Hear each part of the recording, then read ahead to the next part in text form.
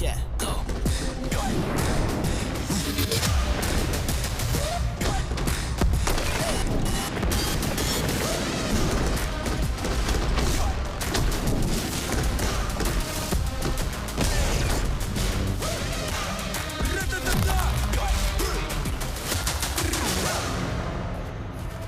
Hello and welcome to the Rugby League World Cup semi-final between England and Samoa in London at Emirates Stadium. It's do or die. Australia have booked themselves a place in next week's final at Old Trafford.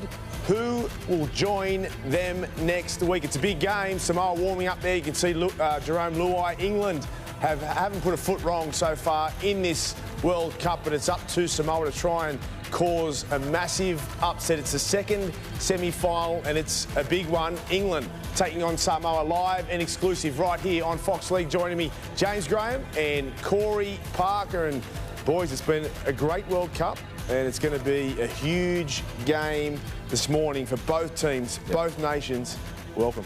Yeah, without doubt. I mean, it's been a fantastic World Cup, and you touched on it there. You were right off the top. England have been the form team, in my opinion, throughout this tournament. I mean, they look the most connected out of all the teams that we've seen. Their unity within the team. We see Victor Radley just looks like he's going to be right. He's picked up a bit of an elbow injury, but he will be right. What an inclusion he's been to the side, James, particularly with his ball-playing ability. Up against Samoa, who they only some weeks ago did a real job on in the opening game, 60 points to 6. So a big turnaround if Samoa are to go on and get this game done. Yeah, it is. And when you look at England's performances, I think they have been the standout. And we look to next week and the opportunity that awaits, especially when you consider that the team that they're going to play, whoever gets through in this game, haven't been at their best in Australia. So the World Cup is there for the taking, whoever comes through this game today. And I think if you cast your mind back to that first game, from an England point of view, it's important that they don't think about what happened in the last 20 minutes. It's important that they focus on what they did in the opening 20 minutes in order to put that performance together, because you can get carried away with the 60 points to 6 victory and think, you know, this Samoa team are going to roll over. Yes, that'll be in the back of their minds, but it's important that England start really well and do all those little 1%ers that they did in those opening exchanges in that opening game at St James's Park back in England. You've played a lot of games for England, Jimmy. Have they surprised you on how well they're going? Yes, they really have. When you consider the number of key players that are actually missing from this team, Alex Walmsley, Johnny Lomax, you know, not much was expected of them. They go to the opening game and Samoa were heavy favourites at the bookmakers, so that said a lot. That said a lot about the expectation on Samoa and probably, you know, the pundits feel for how England were going to perform in this tournament, but they've been sensational so far. It was Samoa will need to turn around that performance in game one against England. All the pressure really is on England, who have been sensational throughout this World Cup campaign. Now, the teams are in, or the English team is in. Kozo, how do they line up? Yeah, similar side to what we've seen throughout the tournament. Braith, we see it in the fullback, the captain, Sam Tompkins, the try-scoring wingers. What a tournament they have both had. Dom Young on one wing, has Makinson on the other, had 5 tries last week, and all created through these guys here. Jack Wellesby and George Williams, they've been sensational. And then you go to the back row. I mean, there's no better back row in the competition than you see there. Elliot Whitehead, John Bateman and Victor Radley. We just touched on Victor and his influence that he's had on this English side. They're coached by Sean Wayne, and they'll need to be very good again this afternoon. Well, let's hear from the opposition coach, who is standing by with Jake Duke. Matt Parrish, Samoa into a World Cup semi-final. It's here at one of the most famous grounds in the world. How's the group feeling? Oh, we're excited to be here and obviously pretty proud, you know, to be here, you know, with a week to go, to go into a World Cup final. It's unbelievable, and, you know, it's, yeah, we're certainly looking forward to it. How do you manage the atmosphere here today? It's going to be a lot of English fans. How does the team not be overwhelmed by the occasion and the crowd probably against them?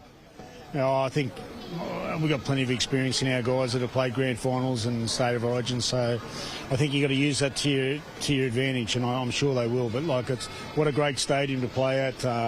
You know, it's iconic, and to be here in London, you know, in a semi-final of the World Cup, you know, it's exciting. There was so much talk about the first game against England, but what's impressed you most about the way your side's turned it around in this tournament?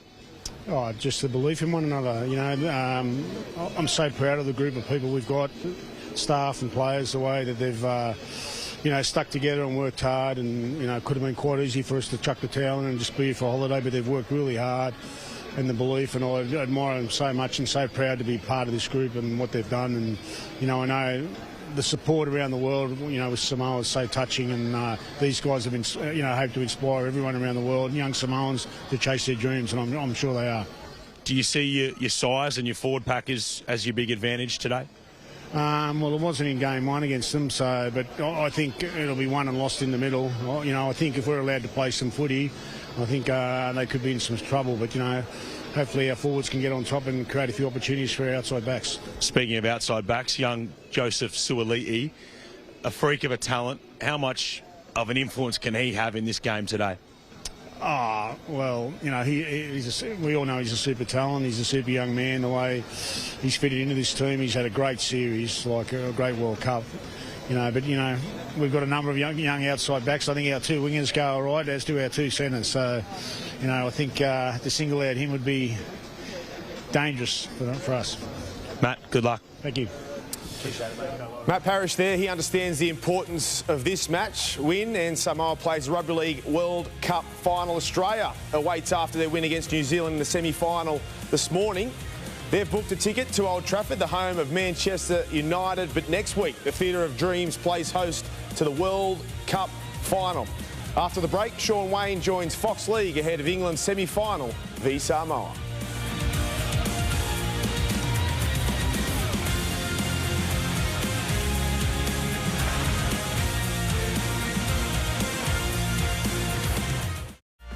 There they are, the home side going through final preparations before taking on Samoa in a do-or-die semi-final. The importance of this occasion cannot be understated, and no man understands that more than the England coach.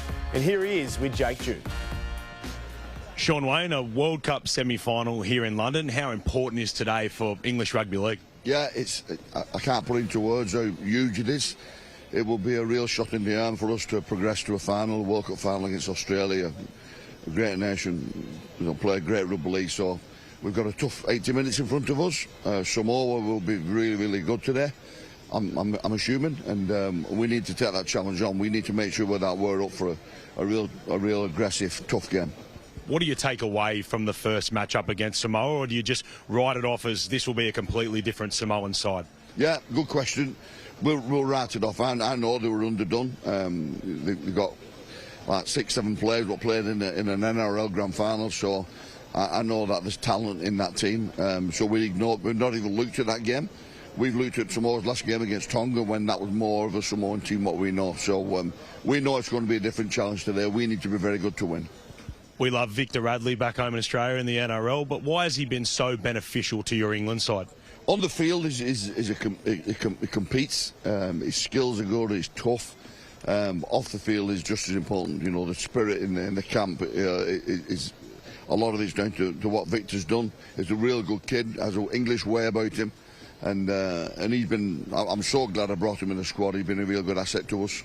Just finally on Samoa, Jerome Luai, how much of your work this week has been looking at what he does? How important is he to them? Yeah, he's important. We've hammered him in video. You know, he's talked about how it's going to be different today. We need to put him under the pump, and that's the way it'll be. And Suaalii at the back as well. They've got threats all over the field, but you know, we'll be ready. We'll be ready to play. No question. They've talked about it being tough, and we're going to make it tough as well. Sean, good luck. Thanks very much. Thank you. Cheers. Appreciate it, mate. There he is, England coach Sean Wayne, saying to totally disregard that first game against Samoa, put it out of their minds, and this is a new challenge, a new game. Jimmy, how do England beat Samoa tonight? Yeah, I think you do put it out of your mind, but you take lessons from it. So the back five contribution from England in that opening game really challenged the Samoan players. They went after Levi. He's not playing today. I think similarly today, they've got to go after New Brown. He's not played a lot of football. He's not got as much gas in his legs and stuff like that. So I think he's a real focus point in defence. Target him, go after him. And when you look back to their game against Papua New Guinea, against the Comores last week, a lot of people focus on all the tries that they scored, but it was defensively in the opening exchanges where that battle was won. Sean Wayne focused on intensity in the defence. That's what they've got to bring to open up this game. And that's where they've been so good all tournament. They're the second best defensive side behind the Australians. I mean, we see their Suaalii going through his motions. For the Samoa team, for them to go on and potentially win this game, they need to play some football. From where they started the tournament as a side to where they are right now, single-handedly off the back of Jerome Luai, as you touched on there. Jake Duke asked about him. Plenty of homework's been done on Luai. He's really sort of got their creativity going, and you know, just through he's getting his hands on the ball a lot more than what we see at Clubland, obviously with Nathan pulling the strings there. So should be a massive contest, particularly in the opening exchanges, as it was last time they played. Samoa have improved as the tournament obviously has gone on. Have they improved enough, Jimmy, to beat England? Look, they'll give themselves an opportunity, and especially with the youngster Sualihi. You know, his play's 4 into 5. He's not just running to get a quick play the ball, he's running to bust, and he did that last week. He was sensational against Tonga, and the hopes of a nation rest on a teenager at the back. Yeah, huge game this for both nations. It's England taking on Samoa. Australia into the final next week at Old Trafford. Who will meet them? Kick-off not far away.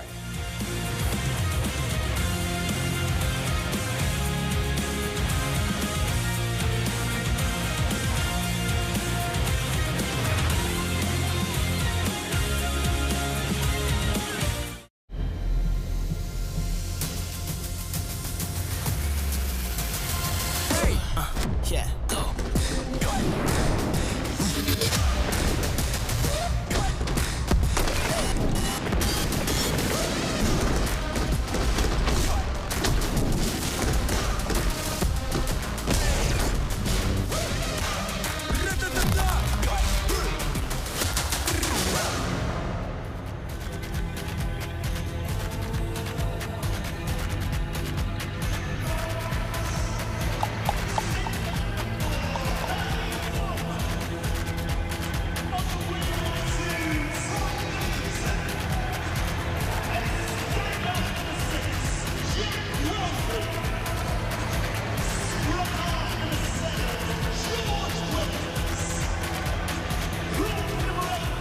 Last time England were in a World Cup final, one of us was playing. You'll have to guess who that was. Well, we're looking forward to what should be quite an occasion here today. Waiting for the teams to make their entrance. This week is Remembrance Weekend, of course, so we'll have some moments to reflect before the match kicks off as well. Waiting for the teams to arrive in the tunnel.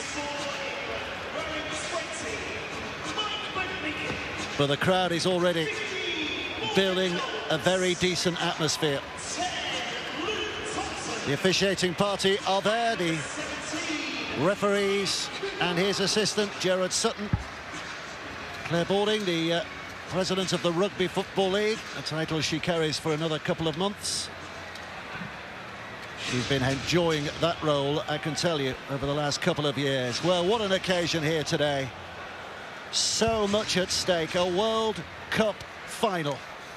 The nerves around this place, palpable at the moment, and certainly down there in that tunnel. First ever semi-final appearance for Samoa at a Rugby League World Cup. What an achievement already for them, and they'll be hoping to go at least one step further by making the final at Old Trafford next week. Samoan fans here today, just as they were noisy and numerous at Warrington last week in that tight and tense game when Samoa squeaked through 20 points to 18 against the Tongans. That was an emotional and potentially draining clash. How much will that have an effect on here today?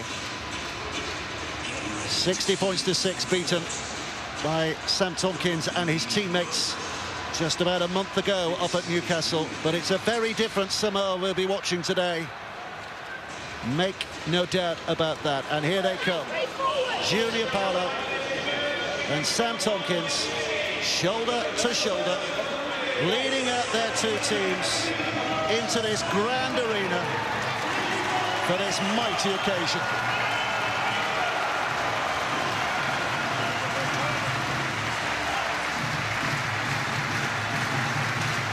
Unseasonably warm in North London at the moment. Temperatures up to about 18 degrees. We're not used to this, but we'll take it. And we're also hoping to see something similar to what we saw last night. Australia against New Zealand was thunderous in the first semi-final. If this can match that, then what an occasion this will prove to be.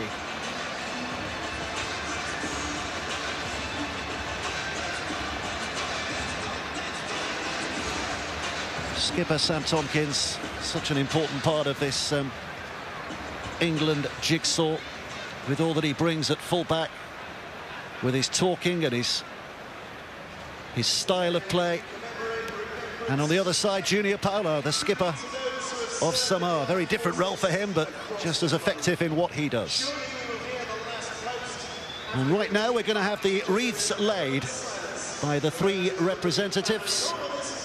You see there on the right Mark Roberts representing England. He's part of the backroom staff, but 33 years service with the Royal Navy.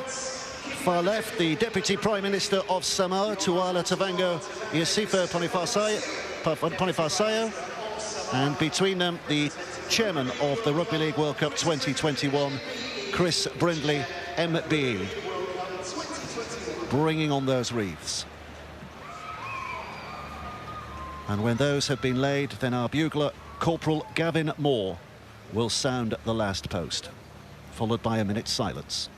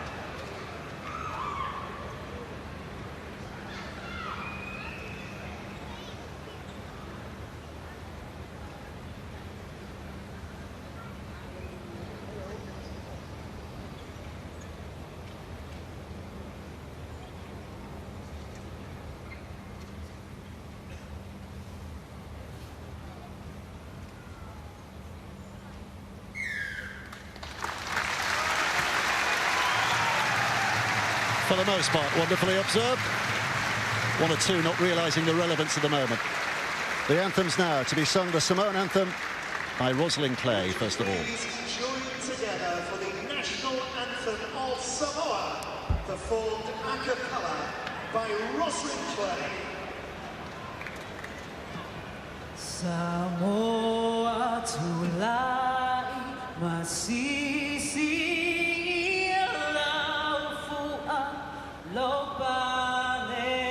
Lopalelea Samoa tulai masisi laufua Lopalelea Va'aina fetu oloangiagia e whaelonga leo o Yesu nama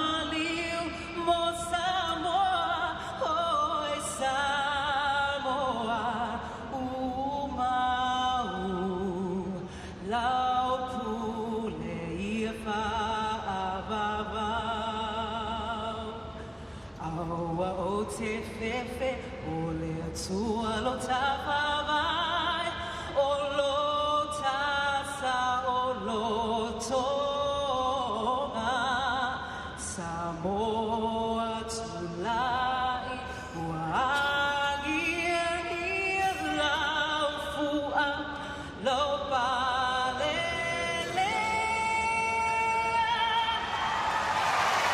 You cannot underestimate how emotional a moment this is for those Samoan players out there, those Samoan supporters in the stands, and for Samoans all around the world as well. And the God Save the King now will be sung by Daniel Len. Performed by Daniel Len.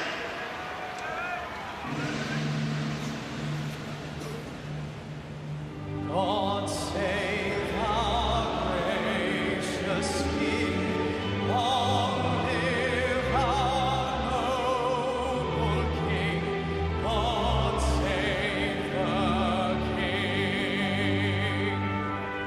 Sending victorious, happy and glorious, long to reign over us. God save the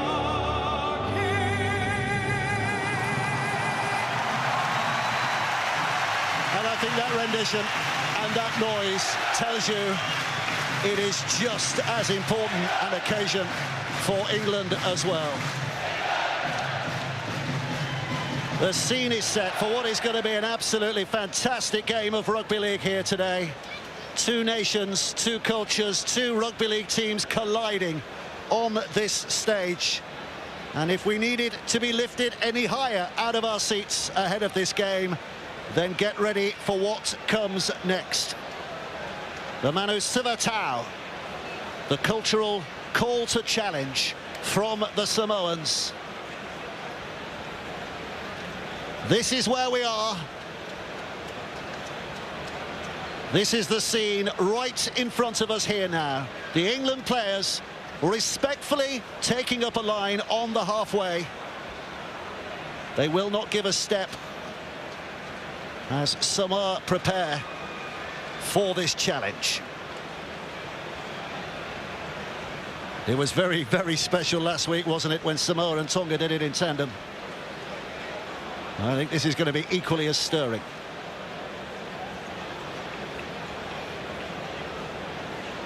Enjoy this, boys. Enjoy this, focus how we start.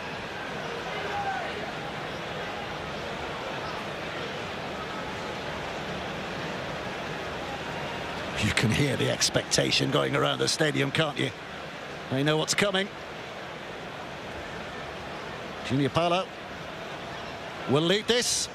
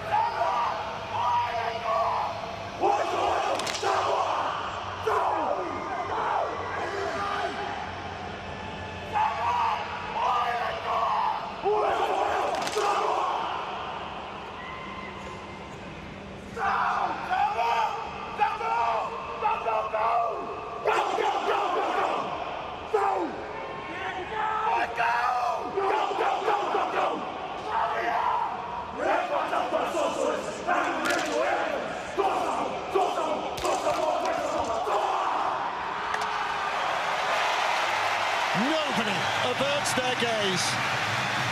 Mike Cooper still keeping eye contact there even after it had finished. You challenge me, I challenge you. What a curtain raiser. Fantastic. Are they going to perform that one more time? Or is today the final curtain on the Scimitar? This is the way they're lining up.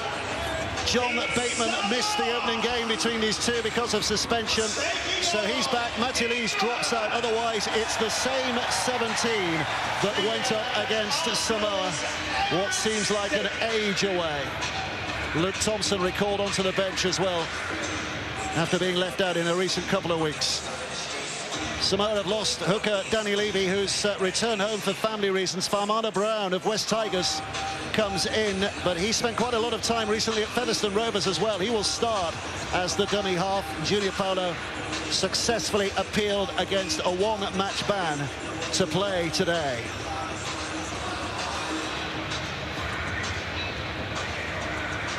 Referee team is always important as well, but look at this. Look at the emotion. Look at the passion. Look at the challenge. Can they replicate that on the pitch? England refusing to back down, keeping eye contact throughout the whole of that. Look at them staring back. Well, I think we know what kind of a game we're going to get here today. Just from that. Can he keep control? Jared Sutton, referee. Jack Smith, Darian Ferner, the touch judges, Adam G in amongst all the video replays as the video referee. It's a long, long way from Newcastle to London. It's a long, long time, it seems, since that opening match between these two. England are hoping for a similar outcome, but no one is expecting a similar margin of victory.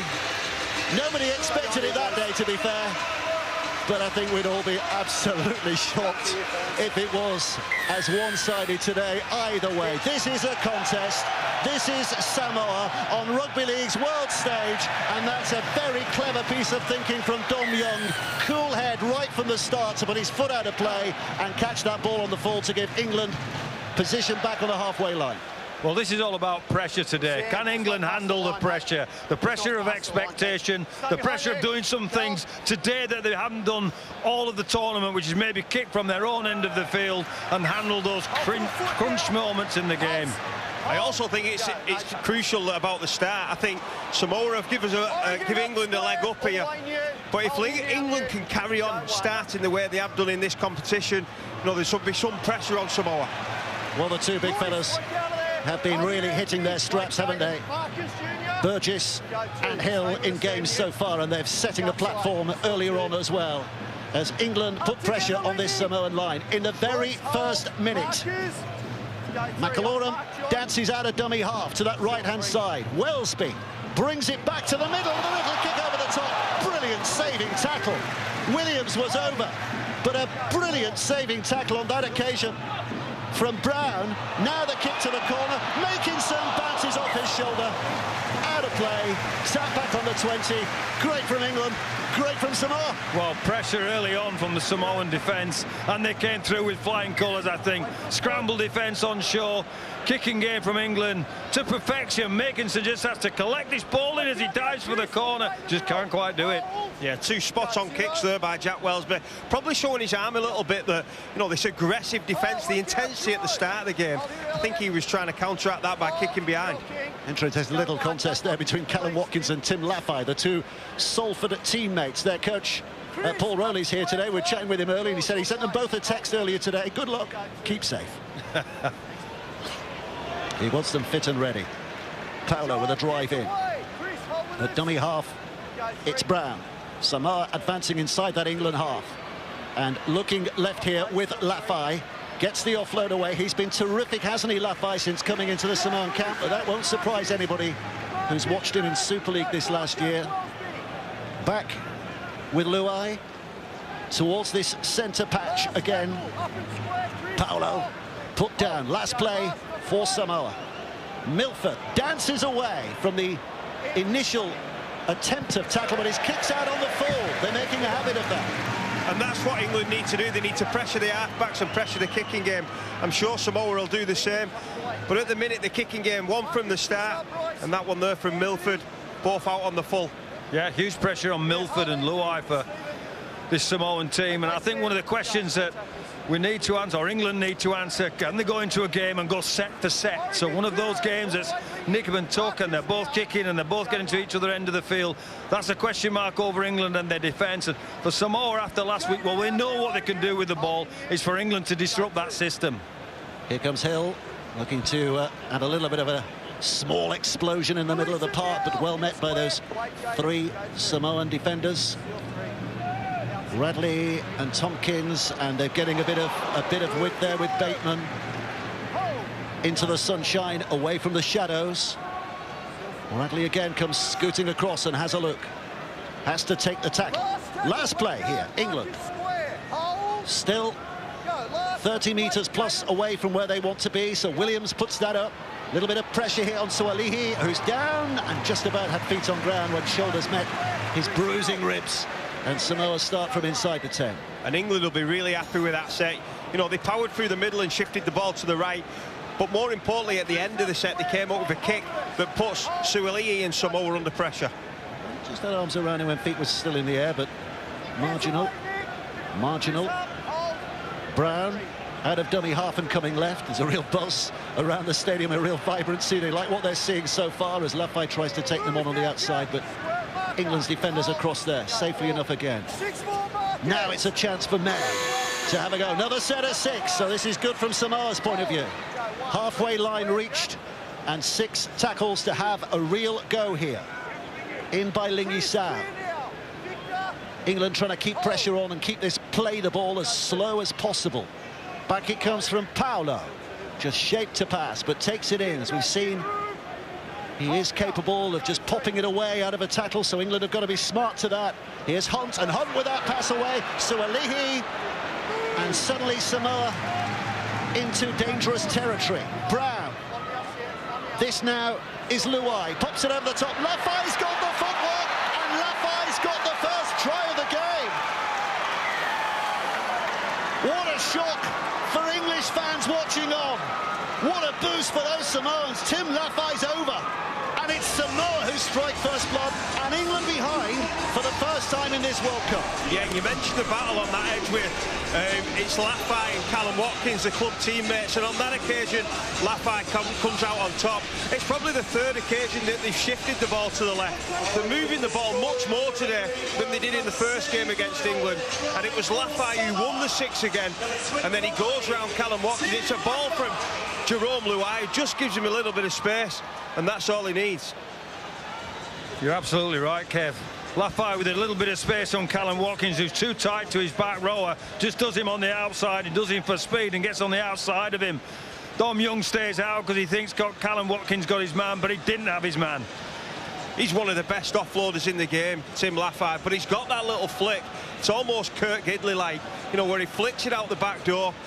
And that's what Dom Young was worried about. That's why he didn't engage. But yeah, what a fantastic start. You know, a little bit shaky from Samoa, but when they've had a chance, they've made England pay. You see, the older amongst us would say more of a Jamie Lyon than a Kurt Gidley, but you're only a young one, Kev. You're only a young one. So the kick from the touchline from Stephen Crichton. Well, I mean, here the shock that's gone around this stadium. Yeah. A lot of people who haven't really understood what's been going on have said this is going to be another easy win for England. No. And we've already seen it's not going to be an easy win for England. Anna, just watch the kick. Crichton struck it just wide of the post, so 4-0 it remains. I think what's important to understand about the England performance is going set for set at the start of the top of the show that we're talking. Here we see Luai giving the ball to Tim Lafay. He just cooks Callum Watkins on the outside. Dom Young doesn't come in, and so it's a one-on-one miss, basically. And you mentioned pressure at the start of the game, Nobby, and you know, this is pressure now. This is the first time they've gone behind in this World Cup, so no, this will be a little different mentally for this English side. Yeah, they've had it all their own way, haven't they? A bruising 20 minutes in that first game against Samoa, and then they got on top and ran away with it. France, easy. Greece, easy. Papua New Guinea, easy in the end. Well, listen, not today. There's enough experience and big game mentality in this England team to cope with this. What a player. It's unbelievable, isn't he? Full back, he's still only 19 years of age. What a player he's going to be if he keeps carrying on getting better and better. Samoa with Brown at dummy half. Always a little bit of a juggle from Kofusi, but gathers it in again before English shoulders meet him. Last play again. So Luai with a kick off that left foot of his. Dom Young is over there and is able to take it safely enough, but look where they start from. Well, this is the set-by-set mentality that Samoa are clearly dropping into, and England need to get back into the game to do. Leave the ball, when you kick the ball, leave it 5 metres from the sideline and 5 metres from the try line, and you're a chance of restricting territory. Now it's up for England to try and get into that process too, Kev. Yeah, and the middle looks fresh for Samoa. They're moving the ball and sharing the workload out. You know, we said that England had chased this middle today and go after it like they did in round one. And at the minute, you know, Samoa are just staying away from that fight and moving the ball around, which seems to be working. There's Burgess, but stopped before he really starts. So England again running out of tackles inside their own half. Tompkins looking for the clearance kick.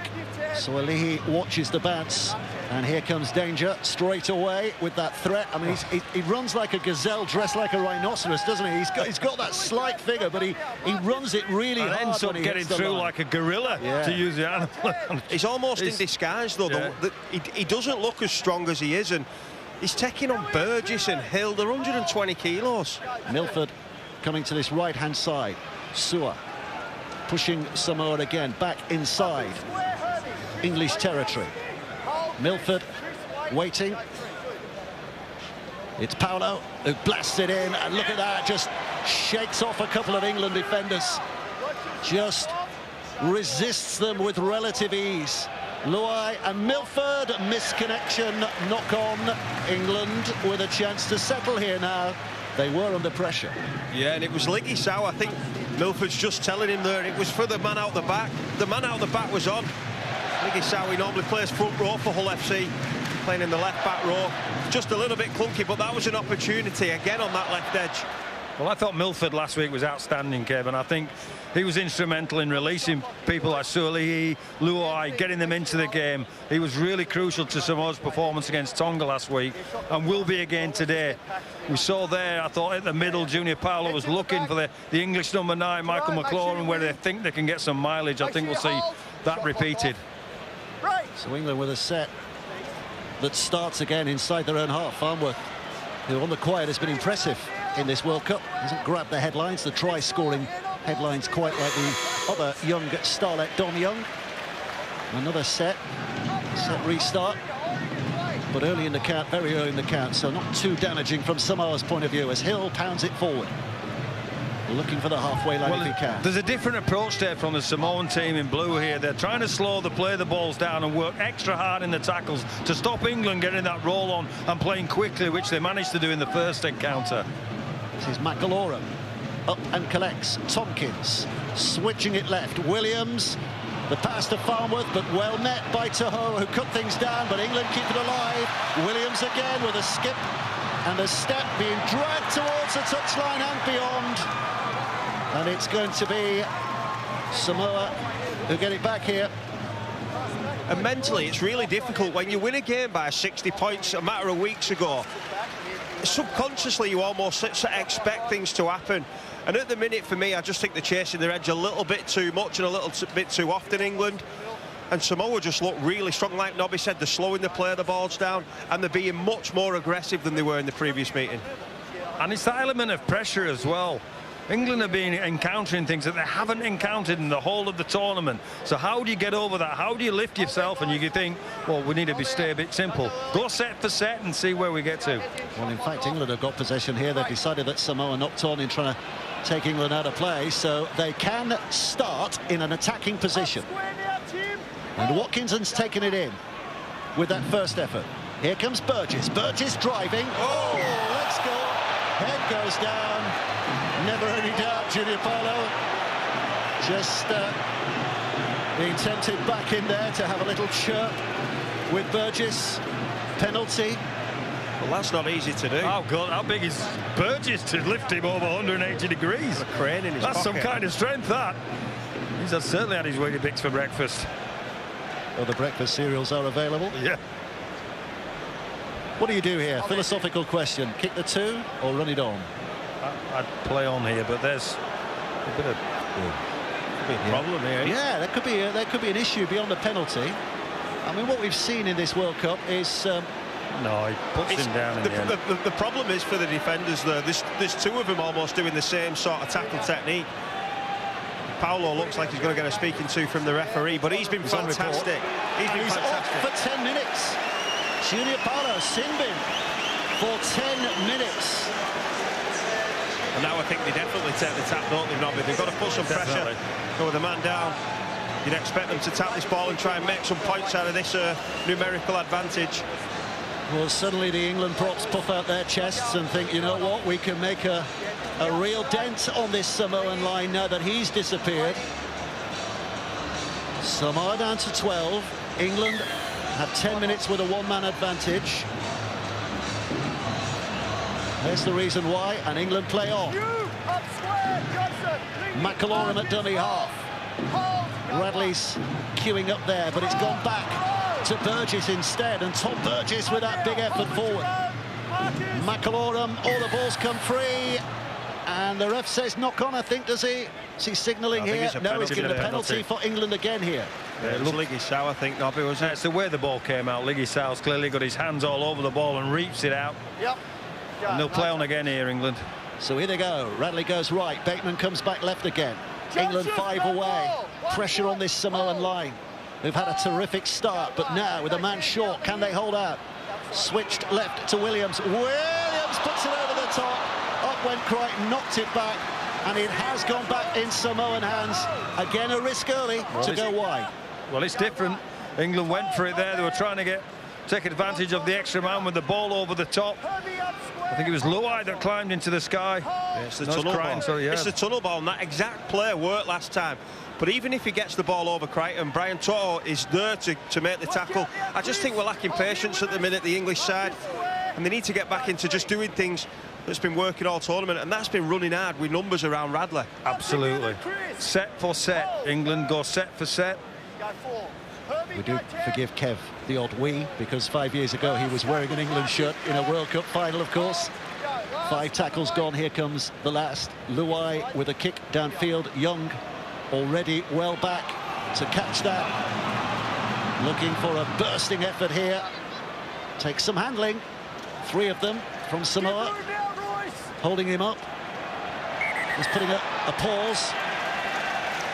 The referee wants the ball played back. We've seen a lot of that, haven't we? The referee just asking players to step back a foot or two to play the ball. But that helps Samoa as well, because it slows the process down. England, with a numerical advantage, will want to play quick around there. They want Young to get down and play the ball quickly. Well, they want this kind of play the ball that we've got now. Meckinson's not tackled. Had a look up at the referee, who said play on, and that's brilliant for Tommy Meckinson. And the player he's run over is out. He's literally right over the top of someone. I'm not sure who this is, lying flat on his back. But the doctor's on. Oh, it's fire move around. Yeah. It's friendly fire there, wasn't it? Head on head. Yeah. This will really disrupt Samoa. Obviously already missing Levi. Well, they've got Chanel Harris-Tavita on the bench, haven't they, as that cover for Hooker. But if he has to go off here with the head assessment and looking at the body language at the moment of the man on the ground, you'd have to say he's unlikely to come back on again. Yeah. Although, there you go. Although, I don't think he's going to have to go off for certain. He'll have his head injury assessment. You're right. He seems to be there on the planet looking at him now, but he'll clearly have to be assessed for 10 minutes. Yeah, there's no way he's coming back on the field. I think if you do get knocked out cold, which he definitely was, well, I think that's a straight fail. So there's a concern. Key position, dummy half. Chanel Harris-Tavita comes on, but will now be expected to do much bigger minutes than he expected. And there's another. There's another player coming off here as well. Is it Crichton? Yeah. Who's come off? Stephen Crichton. Here's Brown.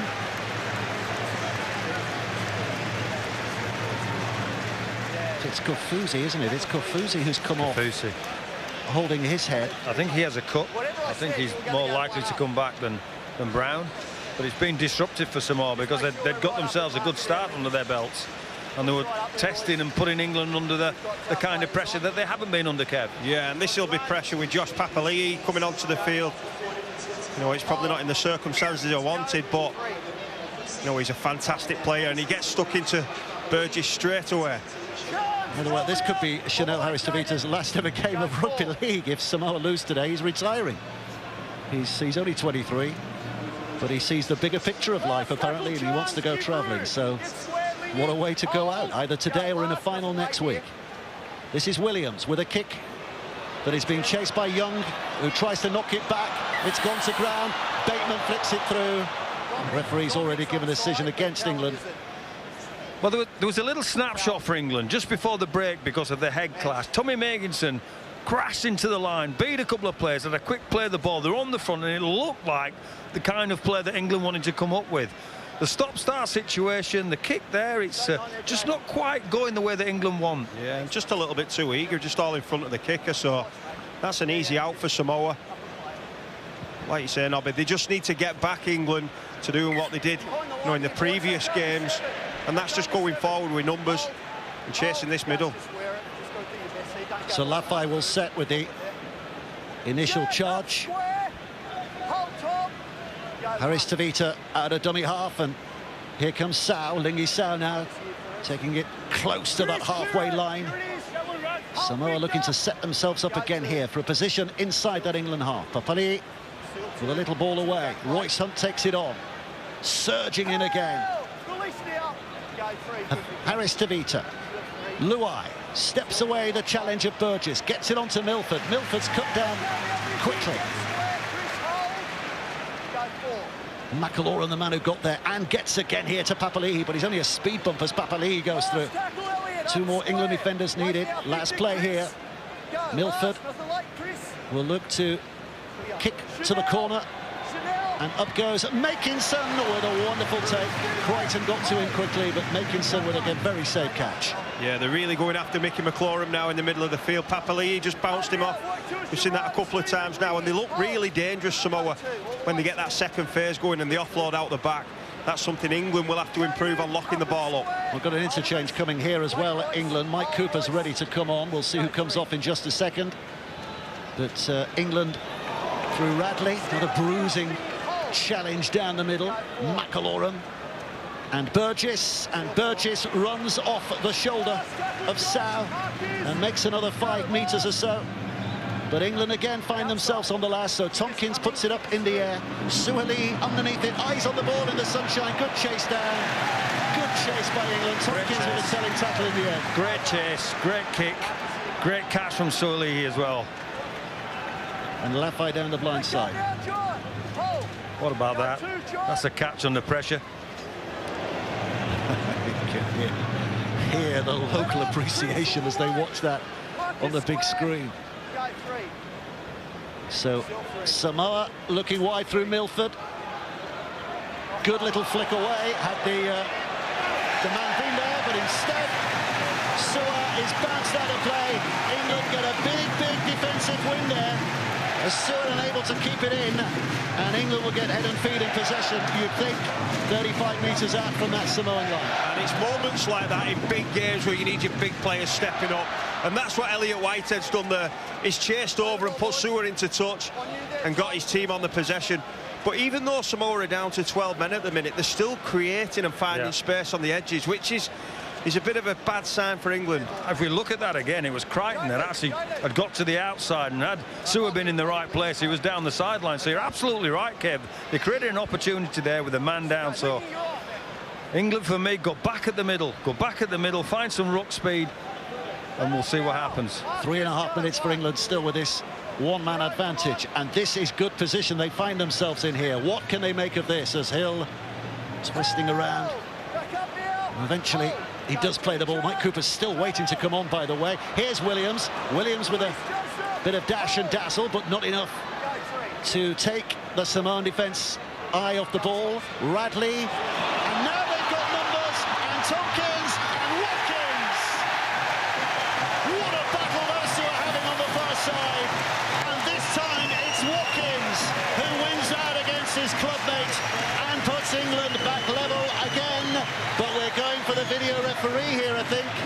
He says try on the field, but we're going to the video referee, so let's hear Video from ref to Adam match G. director. We're just looking at grounding, please. We've got a live decision to try. Can I get a close-up of the ball?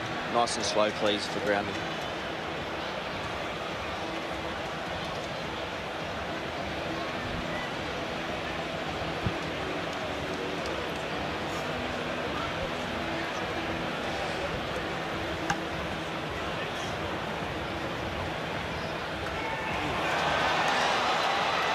Can I just get that again, please? Same angle, little. Yep. Similar speed. Can I go back on that, please, and freeze frame when it's on the ground? Just want to see if you've still got possession. Yeah, this might help us. Okay, so Callum Watkins has lost possession of the ball there in attempting to ground it. Thank you, Director. I've seen all available angles to make my decision. He's going to be denied. And you've got to execute. He had to get that ball down, Callum Watkins. Tiny May's done a brilliant job screaming across and disrupting that get down, and Lafay. They got together. They had no right to stop that play because England had stripped them for numbers. You have to execute your plays. They didn't on that occasion, and Samoa let off the hook, Kev. And we gave Elliot Whitehead a massive rap previous, but Tim Lafay there, he has no right. We thought it was 1-1. It's 2-0 now at Lafay over Watkins. That's a fantastic last-ditch tackle. Is that going to be the story of the game, or a crucial story in this game? Harris Tavita out of dummy half. Sean Wayne looked furious there, didn't he? Really frustrated, understandably so. There's nobody home at the back. Little kick over the top. Tompkins should have it covered, and does, from Luai's kick. And where can Tompkins get to? No further than that. Good chase from Samoa. Well, there you go. They kicked early in the tackle count, then Luai, and so they're really confident in what they're dishing up at this part of the field. They get a penalty, England, which gets them off the hook, because the challenge for England is to kick out of their own half when you're in a pressurised game and going set for set, Kev. Yeah, and the variation in the kicking game, they've got Luai, Milford, and at the minute they're just splitting Sam Tompkins. He was stood in the middle of the field. They just picked that bottom corner, and like you say, it was a great kick, but poorly. No, they let him off the hook with a penalty. Bateman taking it in. Not long now before Junior Paulo is back on the field, and Samoa back to 13. This is Cooper. Cooper in and down, just over 30 away. McAlorum stands at dummy half and waits patiently. And now in by Victor Radley. Radley trying to rattle his way through. McAlorum marches back to his little general's position at dummy half. Wellesby going down but gets it away. Watkins steps away, bowls it back to Tompkins. Tompkins now. England have got numbers here. It might be a good bounce. It's not for Farnworth. Samoa have it back again. They are living on the edge, Samoa, at the moment, with some excellent, desperate defending. Well, that's probably 3 tries now. We've nearly scored. You know, we had George Williams picking the ball up off a kick in the first set, Herbie Farnworth, and then Callum Watkins. But it's crucial. The desperation from Toho to try and stop Farnworth getting the ball, it actually puts him off and gets in his eye line, which causes the ricochet. And Milford's there as well in the backfield to pick up the pieces. We look so dangerous. You know, when it's Radley gets the ball in the middle of the field and finds a pass. That was what he did in the first, you know, for Callum Watkins. He did that again for Sam Tompkins. When he gets there as a pivot and gets the ball a bit wider, England look really threatening. Here's Lafay with the first carry. Never been beyond a quarter-final. Samoa. 3 times officially quarter-finalists in World Cups gone by. A little threat developing again on this left-hand side. Inside for Harris Tavita. England's defence reacts well enough. Good hands in a difficult situation. Who's going to pick this one up from dummy half? It's going to be May, Tiny May. Lafay, 10 short of the halfway line. Back on the field, Junior Paulo. And it's almost like there's not been any disruption. The kick is from Milford.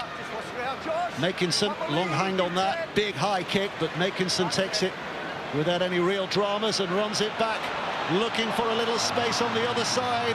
Tommy Makinson, and when he goes direct, he makes a half break and then gets pushed over. And a penalty. And a penalty for England. Tommy Makinson, he ran 50 yards to go 8 metres forward and then got a penalty as well. That is some carry. I wonder if it's on his statistics. Yeah, I was worried that he was going to get caught and get dragged back, but fantastic carry by Tommy Makinson. But Samoa, you know, they're doing everything right.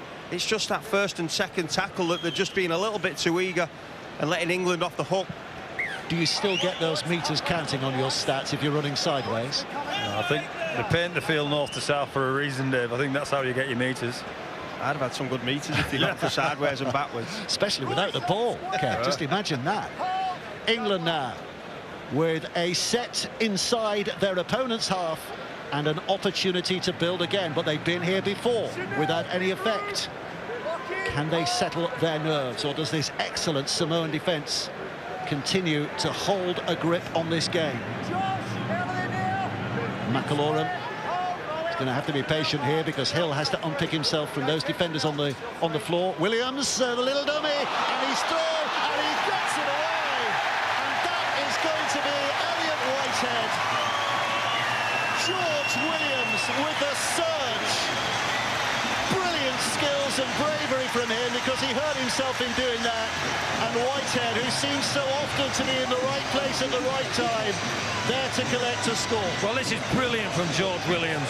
Brilliant strength in there. It's brilliant vision to hit the ball at pace into a half a hole. And he'd no right to make the pass play at the end of it. But Elliot Whitehead, who played with him at Canberra and probably knew what he was doing, here's the penalty that gives England their field position, and it is a penalty. It's stupid from the Samoans in relation to where they were, but off you go, George Williams, right through 2 people. Elliot Whitehead on the sprint on the outside. What a finish, what a try, Kev. Yeah, and if you just look at number 7, Anthony Milford for Samoa, he just gets in front of the ball, which allows Elliot Whitehead just to get in the backfield.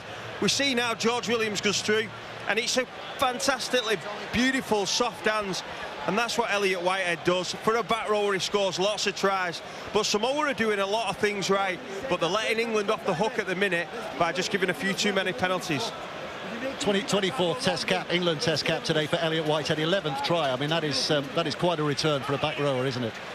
It is, and he's a good back rower. He's a good footballer. He's one of the first picks in the team. He's had experience in relation to other tournaments, and he showed up there.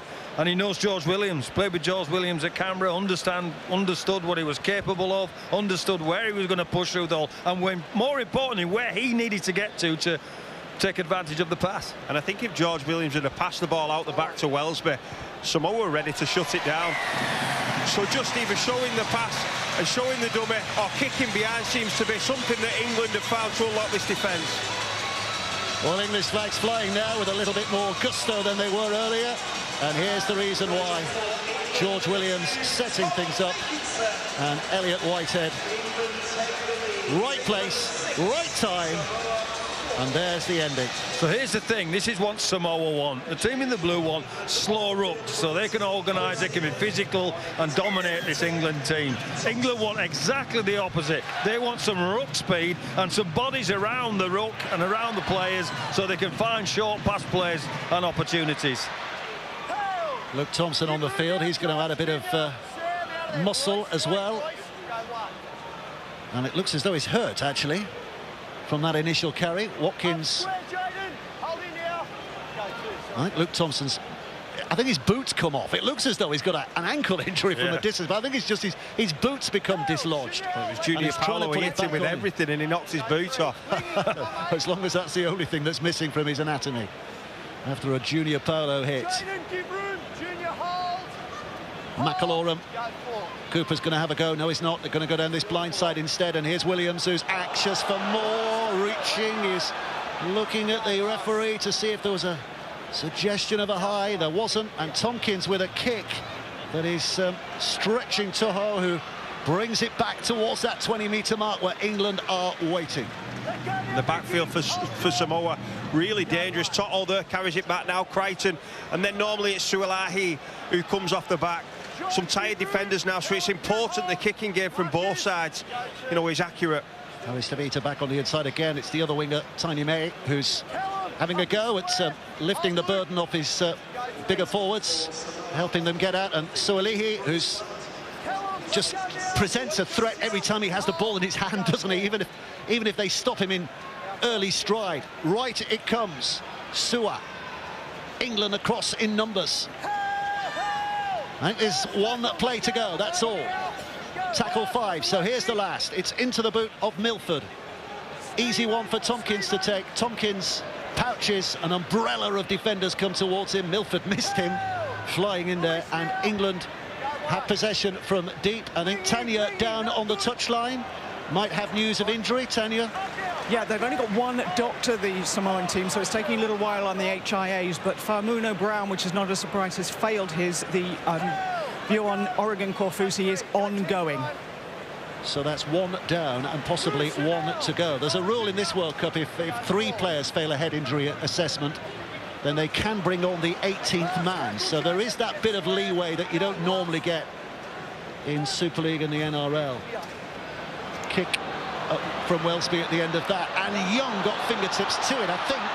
Oh, well, I think the initial knock-up. No, it's going to be an England penalty here, I think. England penalty for a shoulder off the ball. Well, let's have a look. Yeah, certainly some action on, isn't there? Lafai on Young again. He picks that up and gets over. He's in the corner. Yeah, Lafai, you can't do that. You couldn't do that in a queue for the shopping at Tesco's, never mind on a rugby league field. So it's another opportunity for England here. That's why England have this penalty, and what a chance. Thompson blasts it in. Missed the last couple of games, Luke Thompson, so he'll have been pawing the ground in anticipation.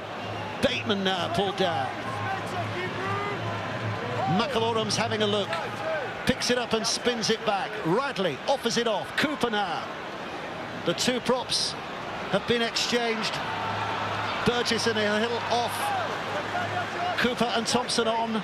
Can they do some damage? Radley, they closed him down. The defensive line was up quickly to shut down all his options. So he had to go down with ball in hand.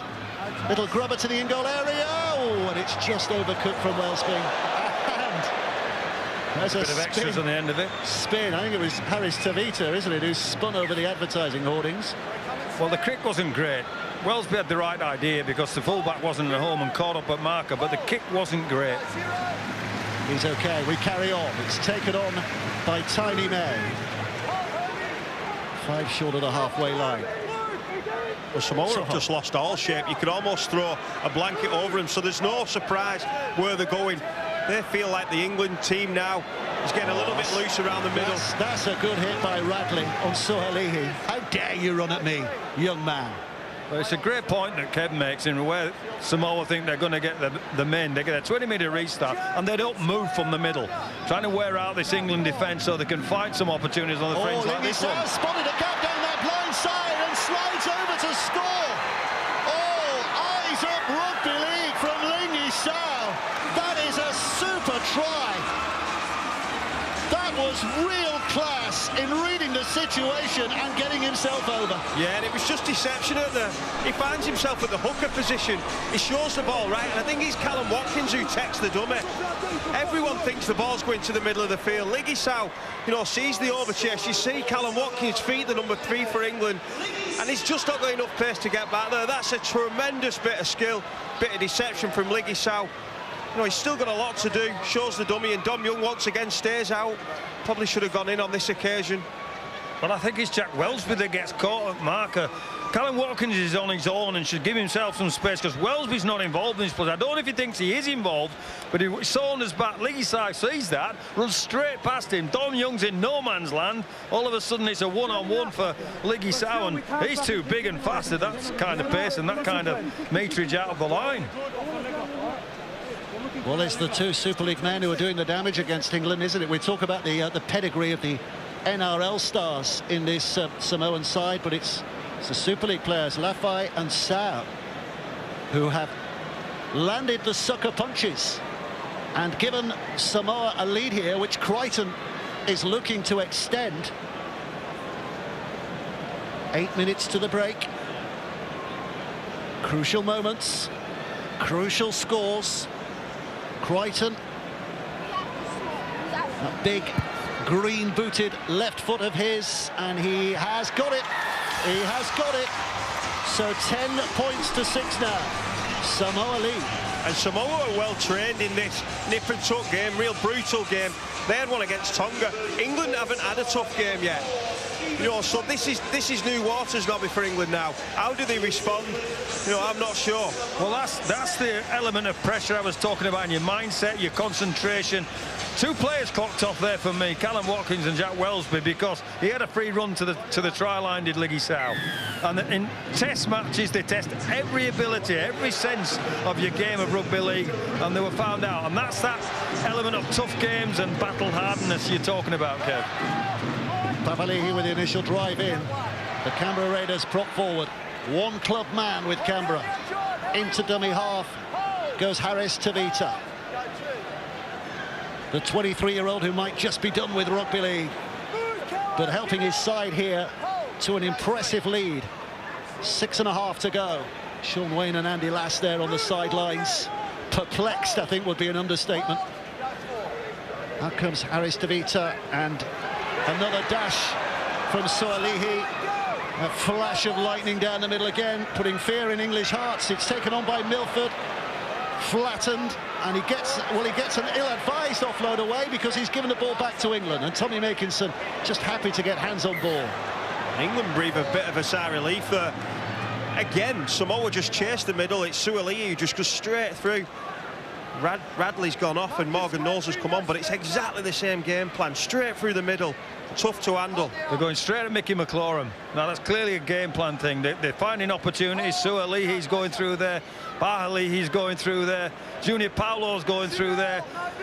So get him some help and then get the fast England players on the ball. People like this guy, Farmer, find some quick play the balls. Makinson, find some quick play the balls. This is the pressure. Tompkins taking over a dummy half for the moment here. Thompson takes it in. McIlaurin striding into position. Tough as they come, Mickey Mack. Bateman, has he knocked it backwards? No, he's not. Yes, he has. Yes, he has. I thought the referee had a whistle in his mouth, but he's changed his mind. England retain possession, albeit scruffily. Josh Papali'i, he's only got one boot. With a break, Farmer gets a half a break, but quickly closed down by Toho. Last play here, England on the front foot. Williams puts the kick towards the corner. The bounce, not quite. He took not a risk quite there. the reverse bounce that they were hoping for. Jack Wellsby chases everything about rugby league and the bounce of the ball. I did not know that Jack Wellsby and the team in white are going to chase absolute. Oh, he took a risk there, Sualihi. He gets the result in the end, so maybe he just knew that Josh Addo-Carr wasn't on his outside. That super try we saw last night for Australia against New Zealand in not quite similar circumstances. Samoa, 4.5 minutes to go before half-time, have a lead which has stunned 90% of this crowd here at Arsenal. And here they come again with Toho. Tim Laffey has been sensational in this opening half. All the middle runners have been sensational, and a penalty there as well. Crusher tackle. They're just not coping with the middle. They're not coping with Laffey, not coping with Sualihi, and then Junior Paulo and Papali'i coming up the middle. Jaden Sewer. Yeah, they're spreading the work across the board, aren't they? But they're sticking to the same place on the field in the middle channel. I don't think it'll be long before Victor Radley comes back on and maybe slots in at 9 for Mickey McLaurin. That's good on report. So the disciplinary will have a look at that in the coming week, which might have implications for next week's final. We're actually doing to England what England did to them in the first game, exposing their middle or playing quick at their middle rather than exposing people. Work out of there, Mike. Get square, Luke. Hold here, Mickey. Hold. Up to his feet, Harris Tavita. Luai helps it on its way to the sizable bulk of Junior Paulo. He runs with power as well. And again, that's just a big, solid effort right down the guts of that England defence. They'll do well to hold out here, England again, because Samoa on a bit of a roll. Luai with a short pass. Sarkane charging on at pace. They're going to go back towards the middle. Paulo, Milford kicks behind. Tompkins has that covered. Brilliant from Sam Tompkins. Had to let that go. The element of pressure that England are under at the moment, they needed that 20-metre restart, Kev. Yeah, England look very flimsy though on the right edge. Scored a couple of tries and Liggy South pierces straight through once again. The execution of Milford's kick just too long and lets England off. So Watkins with the first carry. 3 minutes to the break. Young. Snapped up by Lafay before he's in any kind of stride again, but they go and search down that left-hand side of Samoa's defensive line. Knowles trying to bully his way forward, wants to spring up and gets up relatively quickly. Williams again with that running game of his, testing that Samoan defence, keeping them honest. Tompkins out of dummy half. Welsby was there as a foil.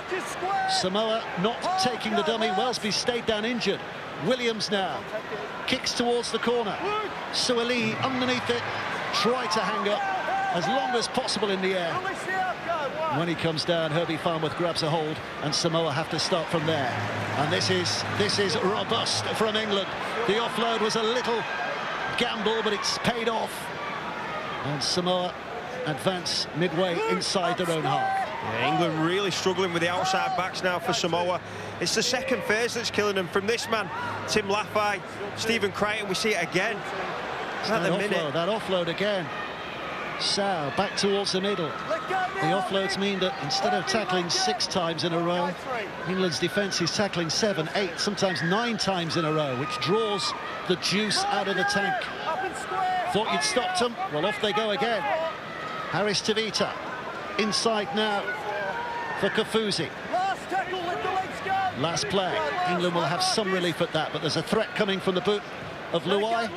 Young underneath it. Again, it hangs up there for what seems like an eternity, no doubt. Lafay in to make that tackle. Young is punched to the ground from the yard he picked it up in. Welsby goes out from dummy half. Into the last 45 seconds of this first half. Watkins. Samoa quite happy just to keep England penned inside their own half for what remains now, the seconds that remained of this opening period. Making some, trying to put a bullet hole through the middle of the defence, but stopped. Bateman again strong in the carry, punching above his weight, but not strong enough to shake them off. Knowles, an unlikely 6th tackle kicker. Sueli, a very likely lad when it comes to returning that kind of a kick, but England's defence is ready. Harris Tavita searching towards this right-hand side. I think that will be the last play. The clock has counted down, and the stadium clock counts down as well. Well, what a shock to the system that has been for England in that opening half. What a terrific first 40 minutes from Samoa.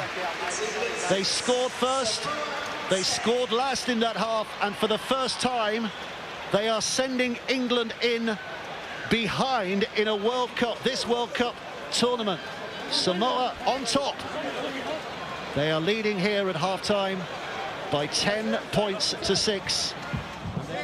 Well, what a turnaround from Samoa, leading at half-time over England, the favourites. Can they hold on? It's been a great first 40 minutes by Samoa. A couple of big moments, and it started, Jimmy, with that Welsby kick down the other end of the field. Yeah, well, this is what Samoa have done to England. So they've pressured their outside edges. They're jamming every time Radley's got the ball and looking to be that link player through the middle, and England have resorted to the kick. We saw that in the opening set of the game after Sueli, he had kicked the ball out on the full, and they go for the double kick twice in that opening set. So I don't know if that's a tactic or whether that's the pressure that Samoa are putting, being very aggressive on those edges. But that is a real simple try there where, you know, I think the England players would really like that one back. In fact, it's come from both England tries. It's been 2 really poor moments, and when you're playing at this level, you've got to be able to manage that moment. It was a one-on-one Watkins and Lafay, and then a simple mix-up at marker due to a lack of communication there. Yeah, really frustrating, the English team, aren't they? The Samoans with their defensive line. I mean, towards the back end of that first half, England started to really straighten up. George Williams got a little bit of success off that. I'd like to see in the second half, particularly the England side, come out and play nice and direct in and around, get some ruck speed and some good things can come off the back. Yeah, England have got some work to do. Not their best first 40 minutes. Samoa have the lead heading into the second half by 4 points. We'll have all the reaction from that first half after the break.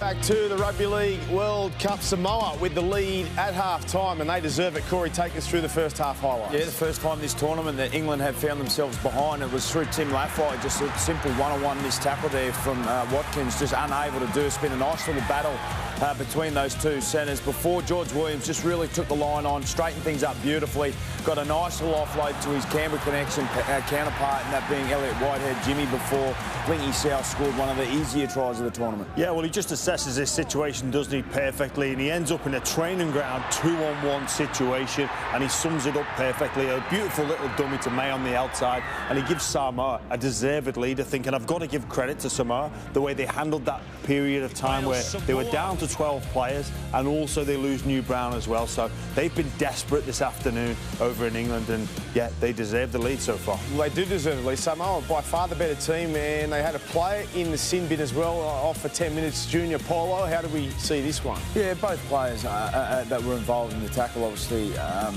Paulo was going to the bin for 10. Look, he gets put in an awkward position. They do pull out of the tackle, him and Hunt, before he goes to the bin. I don't think he'll have anything to worry about if they are to win this game and move on to the final. I think he'll be okay. I think he'll be okay. Look, they found themselves in a position. They didn't go through. They didn't go through with it. They pulled out of it. I think what happens there is they've realised they've made a mistake, and then they've backed off immediately. And thankfully, no harm comes to Tom Burgess. Did it warrant 10 minutes in the bin? I think it did, Braith. I think it did. I think you've got to punish that with some sort of visible punishment, and you know, you can't be, oh, nothing happened. It's one of those things that we can't see in our game. So you think that's enough punishment? He doesn't miss next week if they get through, because they need him against Australia. Absolutely. No, he's their captain, he's their leader in the forward pack, he's their intimidator. I think I agree with what Jimmy said. They realised they had him in an awkward position. They pulled out of it. I think 10 minutes there is sufficient. If they are to go on and get this game done, I'm pretty sure he'll be fine next week. Okay, what happened to England there in that first 40 minutes? How did they turn this around? They seemed to be going wide early, way too early at the start of that game. I think what messed them up was the attacking set to begin the game, and it went away from all the hard, tough stuff that they've been doing so well. For me, they need to get back and attack that middle third of the field. They're down New Brown. They're down Harris DeVita's coming at dummy half now. Really spot him up and generate some speed through that middle of the ruck. They had a lot of success throughout the tournament on their edges, exploiting teams on their edges, and they've gone there so early in this game.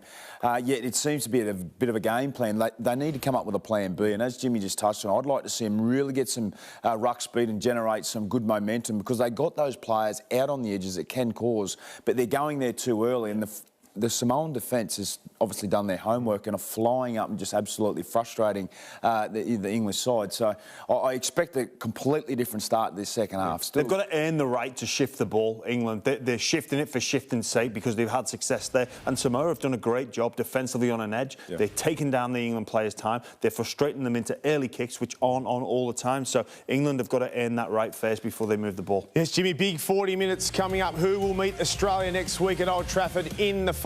Can Samoa hold on, or will England make a second half surge and come back? It's a big game. Next 40 minutes, kick-off is next.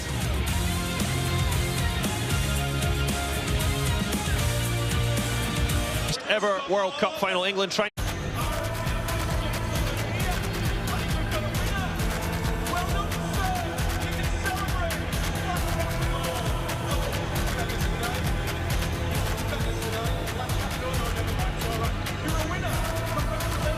Let's get back to our commentary team. Brian Noble, Kevin Brown, and first Dave Woods.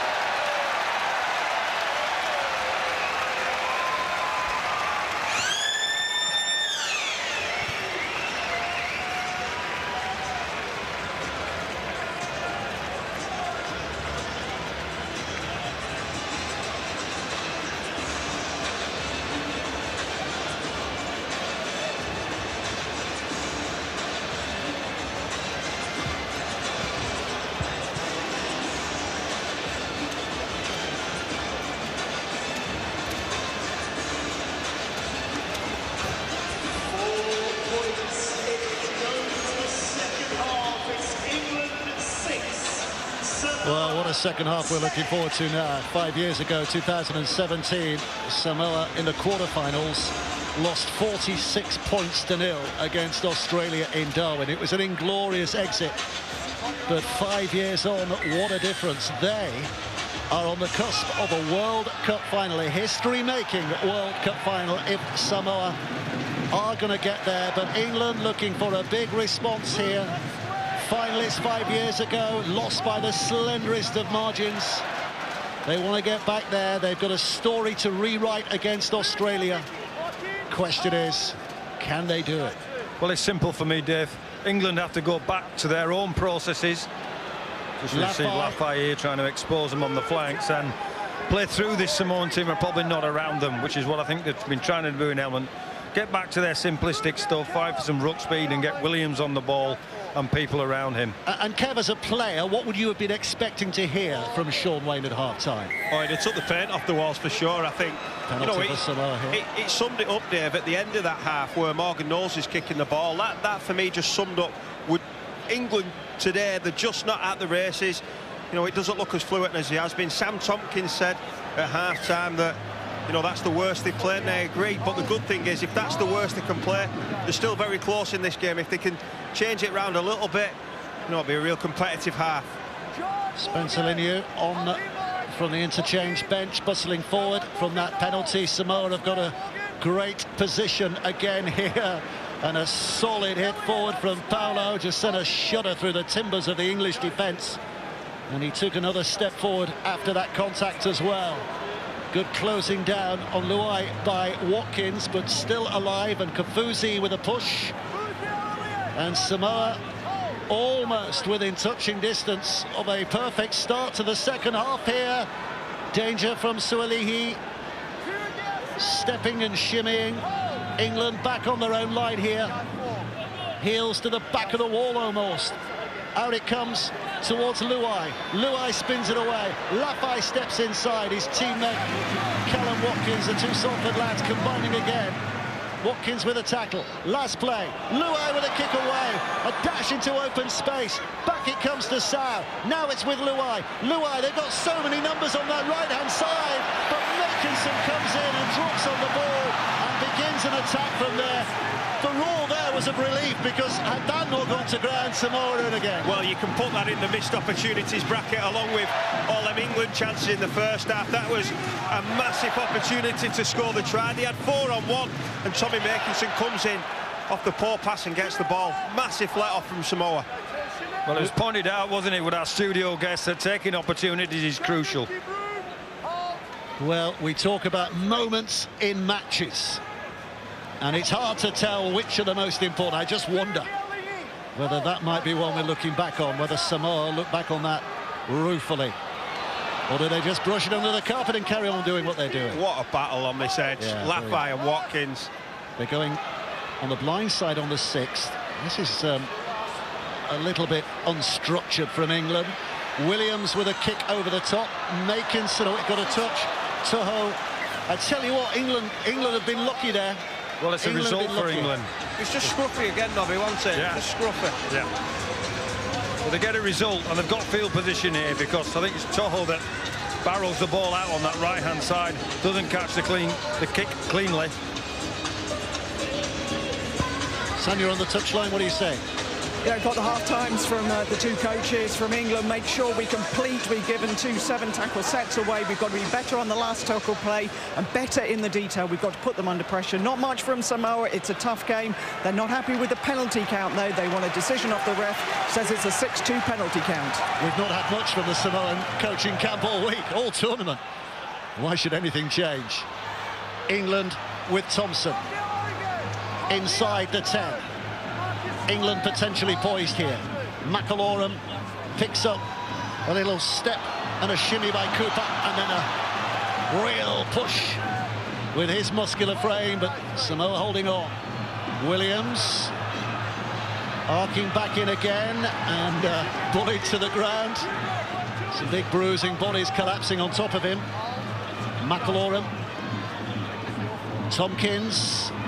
Oh, and they're trying to go short again, and Whitehead was insisting he'd been taken a little high there. The head went back, certainly. Williams with a kick over the top. Watkins is chasing it. Lafay gets it. Lafay's dropped it. Picked up. Score! Score! John Bateman! What a moment! Referee's putting the square in the air, but this might be Lafay 2, Watkins 1. This might be where Callum's got his own back. Let's have a look and hear from the video referee. No worries. Video ref to match director.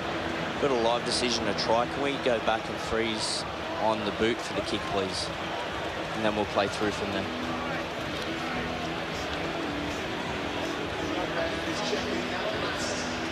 Just freeze there. Yep, so right side kick chaser on side. Can we just play through here now on this angle?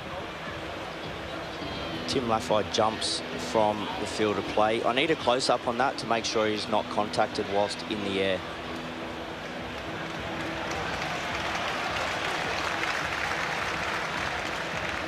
Right, so the foot is down.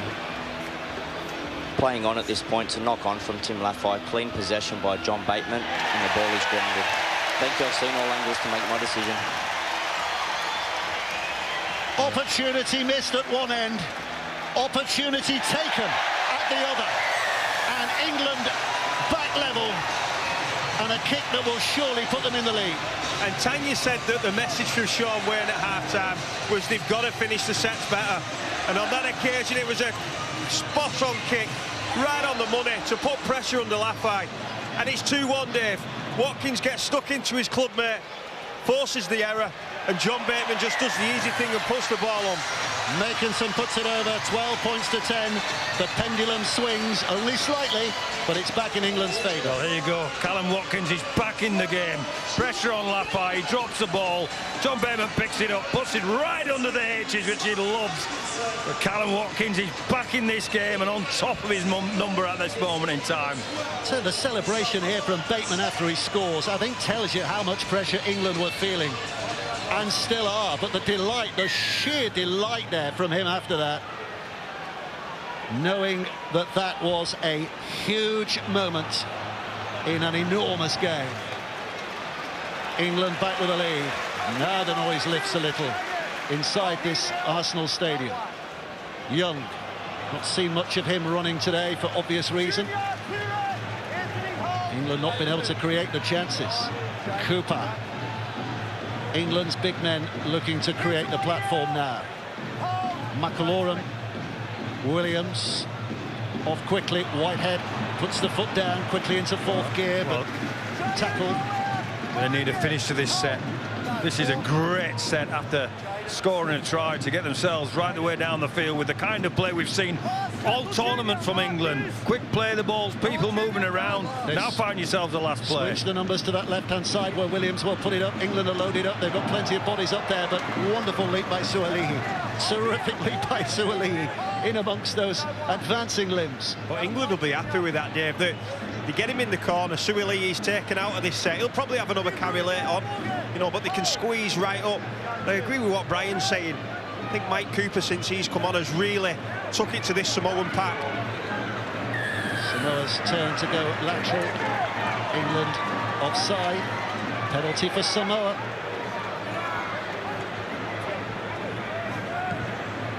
Well, we certainly know it's not going to finish 12-10.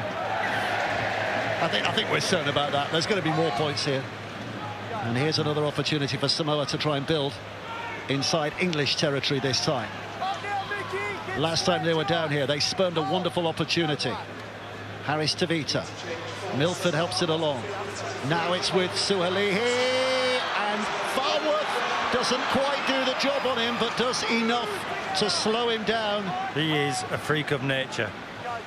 Wow. Whitehead got there to finish the job.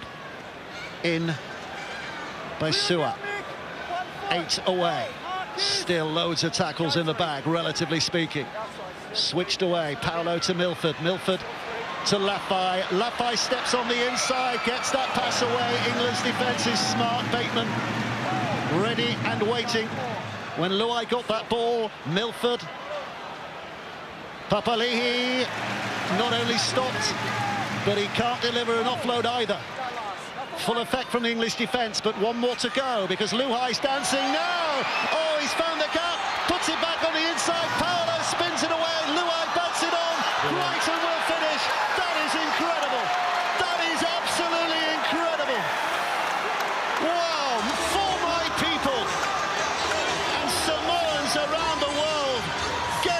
chairs and cheer that moment, because that was simply scintillating handling.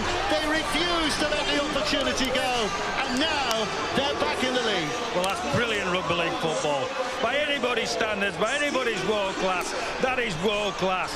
And it's Luai that causes the problems. He comes back off his left foot, back off his left foot. He's not right, he's going to score himself. He finds the ball to Junior Paulo, who does the speculate Luai again, and Crichton finishes. What a try and what a play. I think that's up there with the try of the competition, and almost the tackle of the competition too, by I think it's George Williams, who gets Paulo around the legs. But what a ball. Firstly from Luai in the feet. He's really becoming more and more dangerous in this game. But look at that for an offload.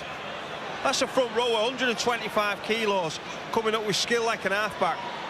The skill levels in that try were unbelievable in many respects. First of all, Luai. Who would dream of having footwork like that? You're going at the line, you're going to the line, you move so laterally and so quickly. And he's involved in the second play as well. He pats the ball back when Paulo's got the ball back. You score, we score. Story of the second half so far. But what a score that was from Samoa. That'll live long in the memory. Samoa hoping that it's not the last eye-catching moment from their point of view. England got a job on their hands again now. Crichton jabs at it left-footed, and yet 16 points. They have 12 points. England have 30 minutes left to play. You mentioned the crowd there before, after the try for England.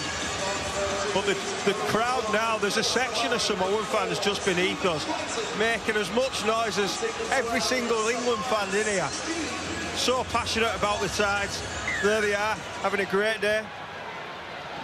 So England restart, Samoa get possession back again. This next 30 minutes means the world to all those players down there. This is where you ignore burning lungs and aching limbs and put your body on the line, because a World Cup final at stake. Nobody from these isles have won a World Cup since 1972. The iteration that year was Great Britain. England, as England, have never won it, though they've been in a couple of finals. Samoa hadn't even reached this stage until today.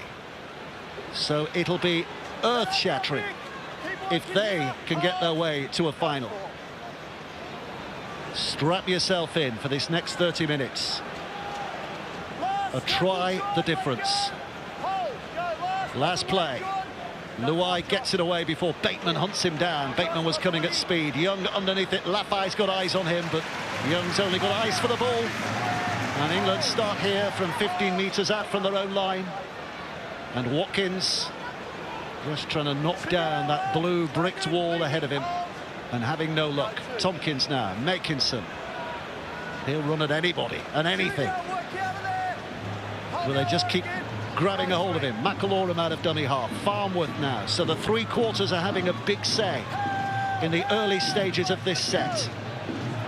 Here's McIlroy. Thompson's pawing the ground almost literally before he goes crashing in. But they've reached tackle 5.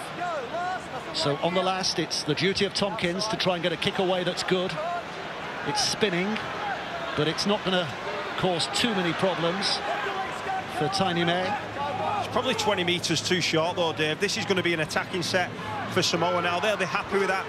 Tiny May took the ball back to his 30, and they'll start this, you know, setting out in England's half. Oh, that pass from May was not the best for Luai, but he's making it into something a little more special than it really deserved. He's making the game, isn't he, Luai? He's making his own look, his own footwork. Apologies, that was Toho, wasn't it? But it's Toho, yes. It's Tuilangino who takes it on. 35 metres out. Harris Tavita. England's defensive line desperate to get up there quickly. Bustled forward again. Physical stuff. The juggernauts driving Samoa into position. Now comes a little bit of delicacy and footwork and handling, and Lafai with all of that, but Tompkins down low. Good save from the fullback. What a place to start a set for Samoa as well. great kick from Milford all the way through. England with it all to do. One of the questions we asked at the start of the game and the start of this second half, could they find some field position through their kicks? England in the biggest fight they've had in the World Cup so far, without a shadow of a doubt. Look, fatigue. You know, Mickey McClory couldn't get into the back of the ruck there. He can't get in again. Sam Tompkins again in. They brought Victor Radley on now. He's on with Morgan Knowles, but I thought they might have rotated Mickey McClory, give him a rest and bring him back to finish this game. Williams kicking. That's a good kick. That's a much better kick from Williams. Terrific, appreciated by the crowd, because it means that England's chase, when it gets up there, as long as it stops Soalihi, and it does, mean that Samoa start as close to the line as they have been for a long time in this second half. But England have to be sharp. An attempted ball steal on Sam, but he keeps a hold tightly. Here's May, Taylor May. England dancing around him, three of them. Harris Tavita. It's with Toho, but England clamping around him, not just stopping him running, but stopping him passing as well. The damaging offloads kept to a minimum. Palihi, great feet, just has his shoulders pulled back and his knees left in place. Last play again, Luai in control of the situation. Young, though, should have it. Oh, what a mistake! What a mistake from Dom Young. Simplest catch of the afternoon. That's what the coach thinks. That's what he feels.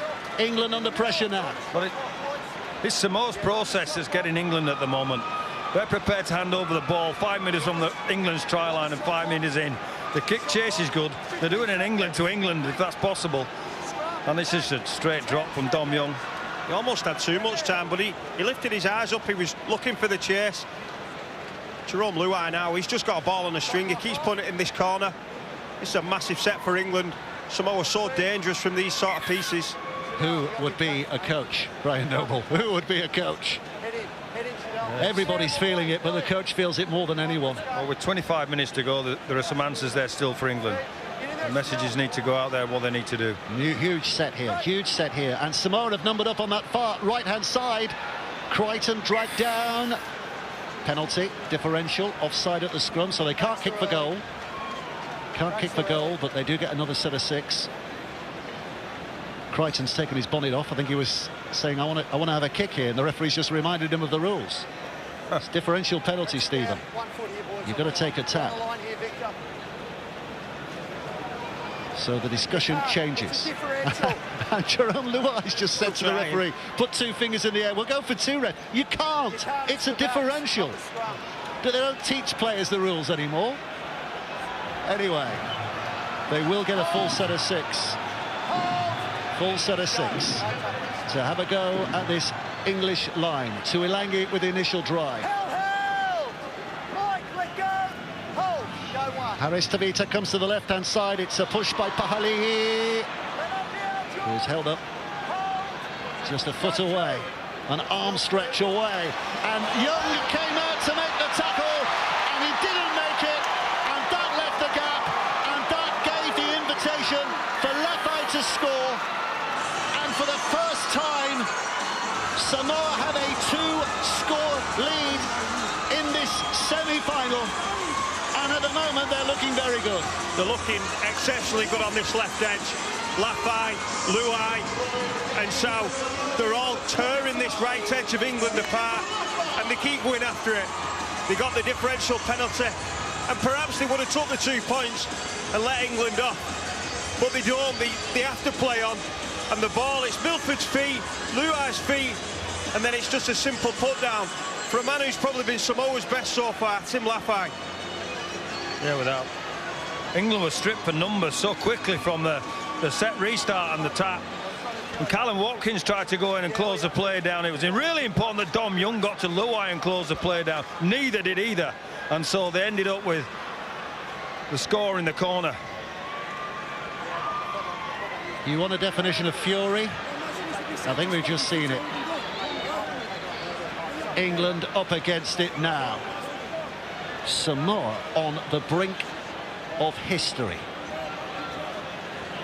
Those with no emotional involvement in this game, who've loved rugby league, have watched international rugby league down the years, will be looking at this and thinking, wow, the history books are being rewritten here.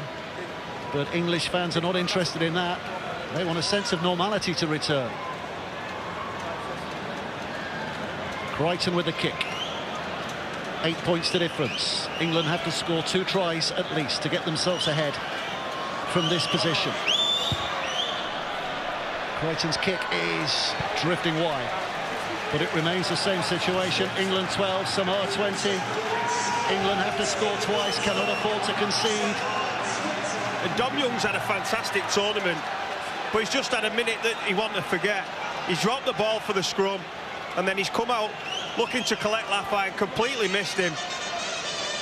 I mean, if he gets him, he's a hero, but he doesn't get him, and that's the bottom line, isn't it? Well, that's why it's a test match. Test your every decision of every minute of the 80 that you play. And at the moment, Samoa are playing it better than England are.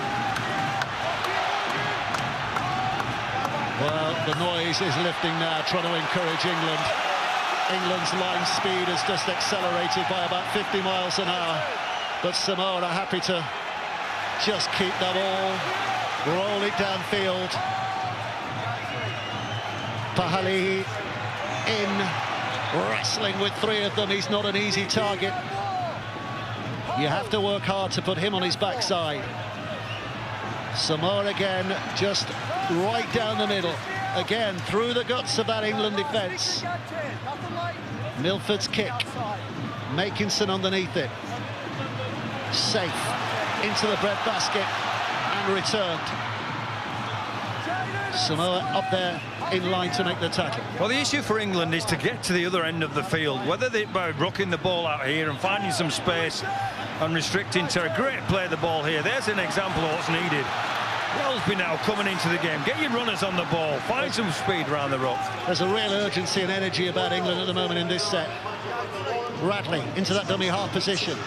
Watkins putting the step on. Back to Tompkins. Tompkins trying to hold off the defenders. Carries England closer. Radley. Williams. Williams now. Just thought he sensed a bit of daylight there, but it closed in quickly. Radley again. Tompkins punches the ball into the in-goal area too far. Too far. The controlled kicking game has left England, and Samoa will quite slowly. Oh, there's a bit of a battle going on here. Luai and Tompkins. I'm not sure what started that, but now everybody's getting involved.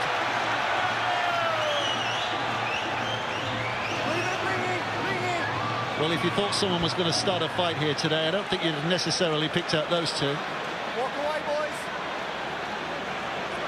Ringing. Bit of energy expended. Hey, you can't afford to lose anyone now. The referee's going to have a look at this, just reminding them they can't afford to have anyone sinned in or sent off. It's still bubbling. It's menace, really. Have a look at this. Luai's obviously having a chirp there at Tompkins. Tompkins has responded ill-advisedly. Well, he's not even touched him. And then Luai has gone for it. Gone for it. Oh. Well, Luai said something, clearly. We don't know what, obviously. Tompkins has just brushed his hand over his head. And then Luai's grabbed a hold of him. I suggest the referee just says, right, sort it out, fellas, let's go back to the yeah, there's nothing in there, but I think Samoa will be happy with that. I think Jerome Luai will be happy with that. He's got under the skin of the English captain there, and, you know, this gives him a break again. And they'll be happy with this. Well, I reckon this penalty might go Samoa's way. They've verbalised each other. Sam Tompkins has clipped him round the ear. It's nothing. Just play. Let's just play on. I agree. Give them a chat. Let's get back to the 20-metre mark and take the tap. That's it. No more if they come together. No more. Good ref. It's probably Good the frustration of the kick. You know, Sam Tompkins is normally, you know, very, you know, spot on with his execution, and that time it's just too deep. So the frustration and then the chirpiness of Jerome Luai has just got to him a little bit. Yeah, good referee. Gerard Sutton got a hold of the situation, had a word with them both. Calm down, fellas, and let's just carry on playing the game we love. And here we go. Here we go. Samoa with 7 tackles. Now, this will be the 0 tackle because, of course, it starts from that ball that was kicked dead. Harris Tavita looking left. Ball's been lost. Ball's been lost. Here's Don Young on the right-hand side. Young has to come back on the inside. Young's going to be dragged down, but look how close. They're back on the attack again, England. Somebody's turned the volume up to 11. The noise incredible. Tompkins on his knees and can't get through. Tried to, but he can't get through on his knees. Radley just smashed in again by Mike Cooper. Balls to ground. England rescue the situation. They rescue the possession, if not the position. Radley to this left-hand side. Williams with a kick behind the line. Here they go. Wonderful piece of footwork, but it's the Samoan body that drops on it tellingly. Elliot Whitehead's footballing skills, he'll have learned those in the street corners at Bradford. He almost dribbled it over, but it's going to be a drop on underneath the sticks. Well, it's good by England. It's quicker, it's more urgent. It's a great kick from Williams. It's one of the best short kicking games in the game, and there's an opportunity here. Should he have gone try and pick the ball up, Elliot Whitehead? But there's 4 players in blue scrambling, putting the bodies on the line. Nobby and I think it's Suali who gets there eventually, but it's another chance that they've missed. But Mike McMeekan, what an impact he had. Beautiful left foot from Elliot Whitehead, by the way. That'll be lost when we come to look back at the game. Here comes Hill. Well, every drive, every carry being met with a huge roar now from this English crowd. Remember, England have to score twice, and time is not with them. 17.5 minutes to play. Radley. Williams almost through. Just dragged down impressively by Harris Tavita. Radley tripped over Harris Tavita. No penalty. The crowd are baying for it. But England have to start again. Tompkins. Back it goes to Welsby. Welsby's kick's too far. Too far. Hits the line. Oh, no. Sit back down. Sit back down. The ball hit the whitewash. Well, hang on. We have no try. Yeah. We're looking at touching goal line. If it is no try, we've got Jerome Luai offside and involved, which puts pressure on an early. Well, there's a twist. So let's have a look and a listen here with Adam G. To match the rector, can I please go back to the kick, freeze on the boot, and then we'll roll through from there, please. Yeah, and we're checking to confirm that Okay, yep, onside. We'll follow through now.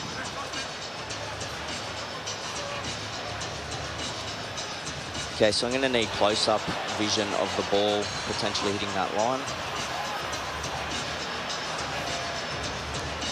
Nice and slow here, thank you. Yeah. Okay, so the ball is on the line. We have an on-field decision of Jerome Luai offside. Yep. That penalty will stand. Thank you, Director. I've seen all available angles. Yep.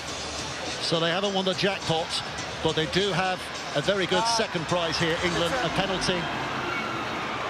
Jerome Luai offside. Samoa haven't heard that. They were thinking it was a tap restart on the 20. England didn't realise that, and suddenly their spirits will be lifted. They thought they were defending a set of 7. Instead, they got a set of 6 to attack now. Suddenly the temperature goes up again, Dave. Suddenly the temperature goes up again, Kevin. What have they got, England? How can they prize home this Samoan defence? You've got to feel that they've got to come up with some points. It's probably the 4th occasion now they've been knocking on the door. They need to score. They need to score twice. But let's start with one, I think, from an England point of view. Here we go. 6 to go. Driven right in there by Mike McMeekan. Fresh to the fray, relatively speaking. Radley at dummy half. Tompkins. Williams. Short again. Samoa's defence is just running on fumes at the moment, but it's still running. That's the important thing. Knowles, 5 metres out. Radley again at dummy half. Hill's pointing at defenders. It goes beyond him to Tompkins. Now it's Wellesby. Here comes Farnworth. Farnworth through the first line, and through the second, and through the third. And England on the try. And England have hope. What a moment to strike. But let's take a pause. He's gone to the video referee. Yep. Adam G. What's he going to say here? Video ref to match director. We've got an on-field decision of try leading into tackle 4. Can I get your best available angles as Herbie Farnworth comes into contact all the way through to ground?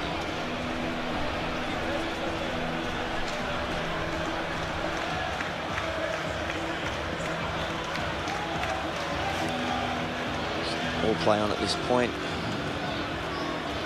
Still in possession. I'll just get a close-up now as he pulls away from that tackle into grounding. Yep, this should be good.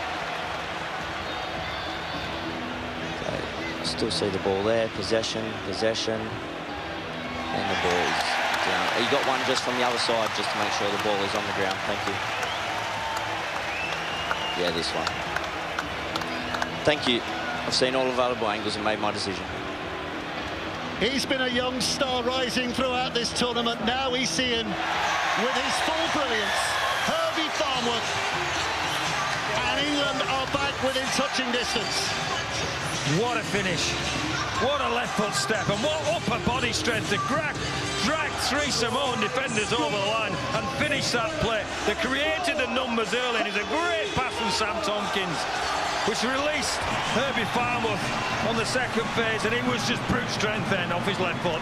We said that they needed to score a try. They needed to come away with points. He's actually beat 6 defenders there. 6 defenders. It took something special to get it over the line. What a game this is. Tommy Atkinson.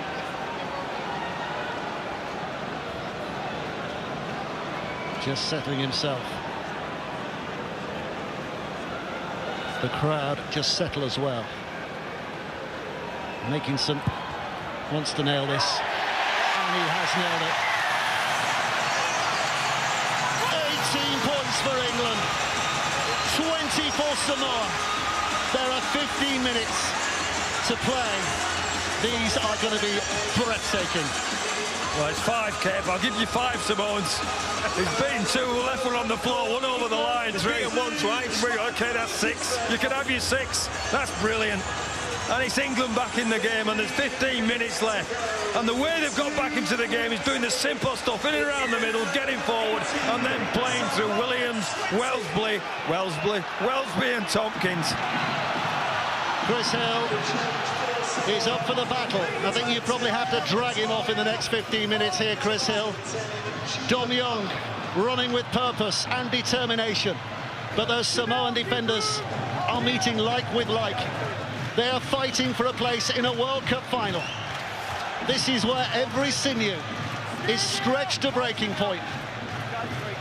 Every lungful of air so important now. England with the offload, that's good. Keeping it going, keeping it moving. Cooper put down. Has a look at the referee. Now it's Williams. Williams dodging and darting.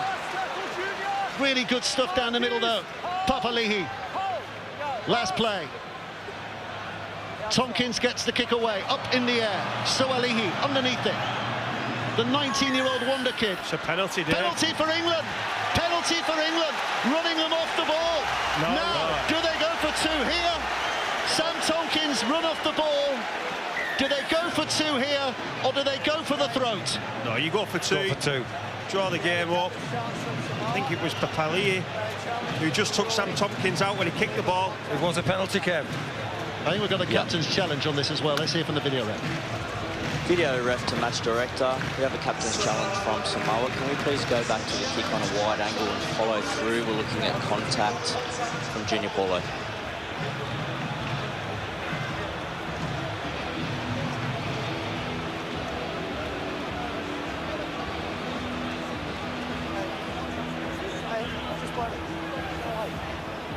Okay, can I get a close-up of the contact from Junior Paulo?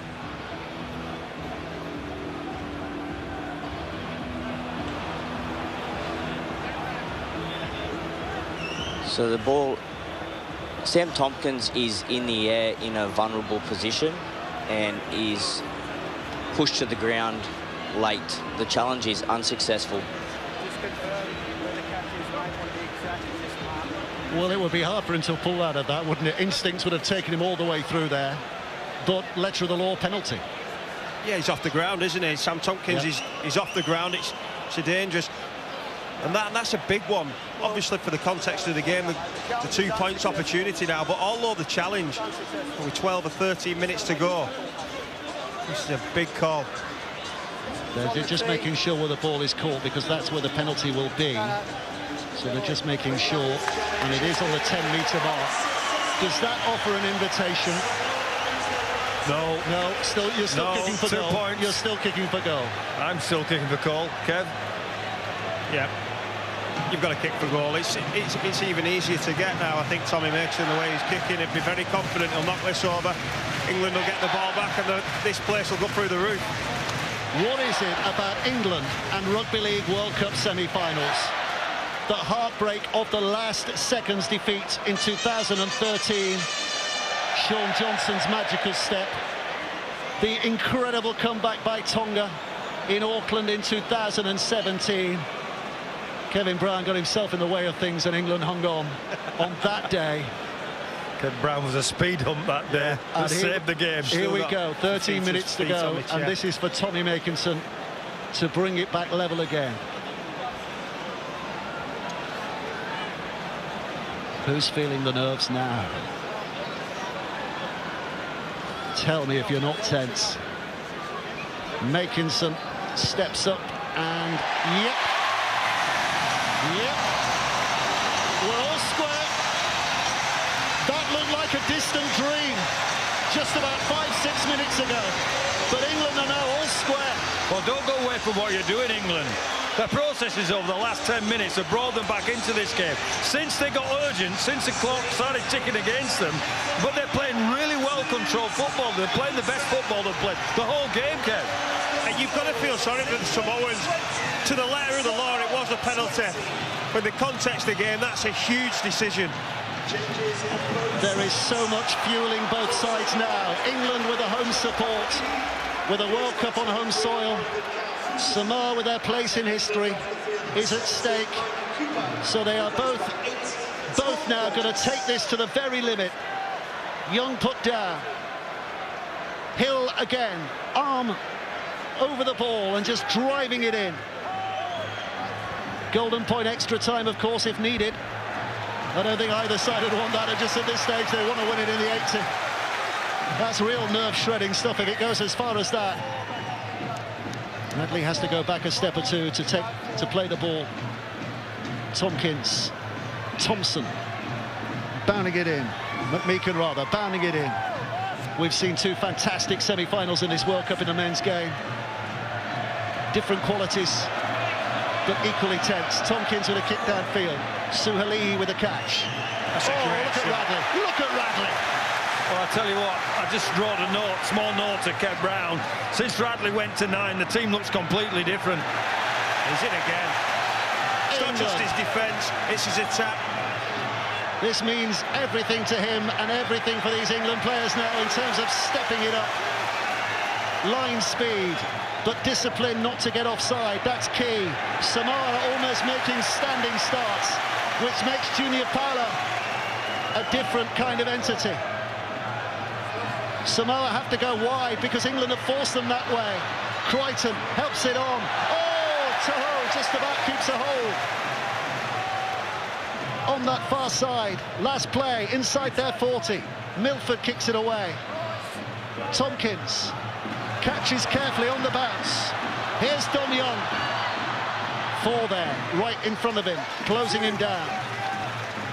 Good solid impact though to get England on the front foot. Bateman had run a dummy run behind.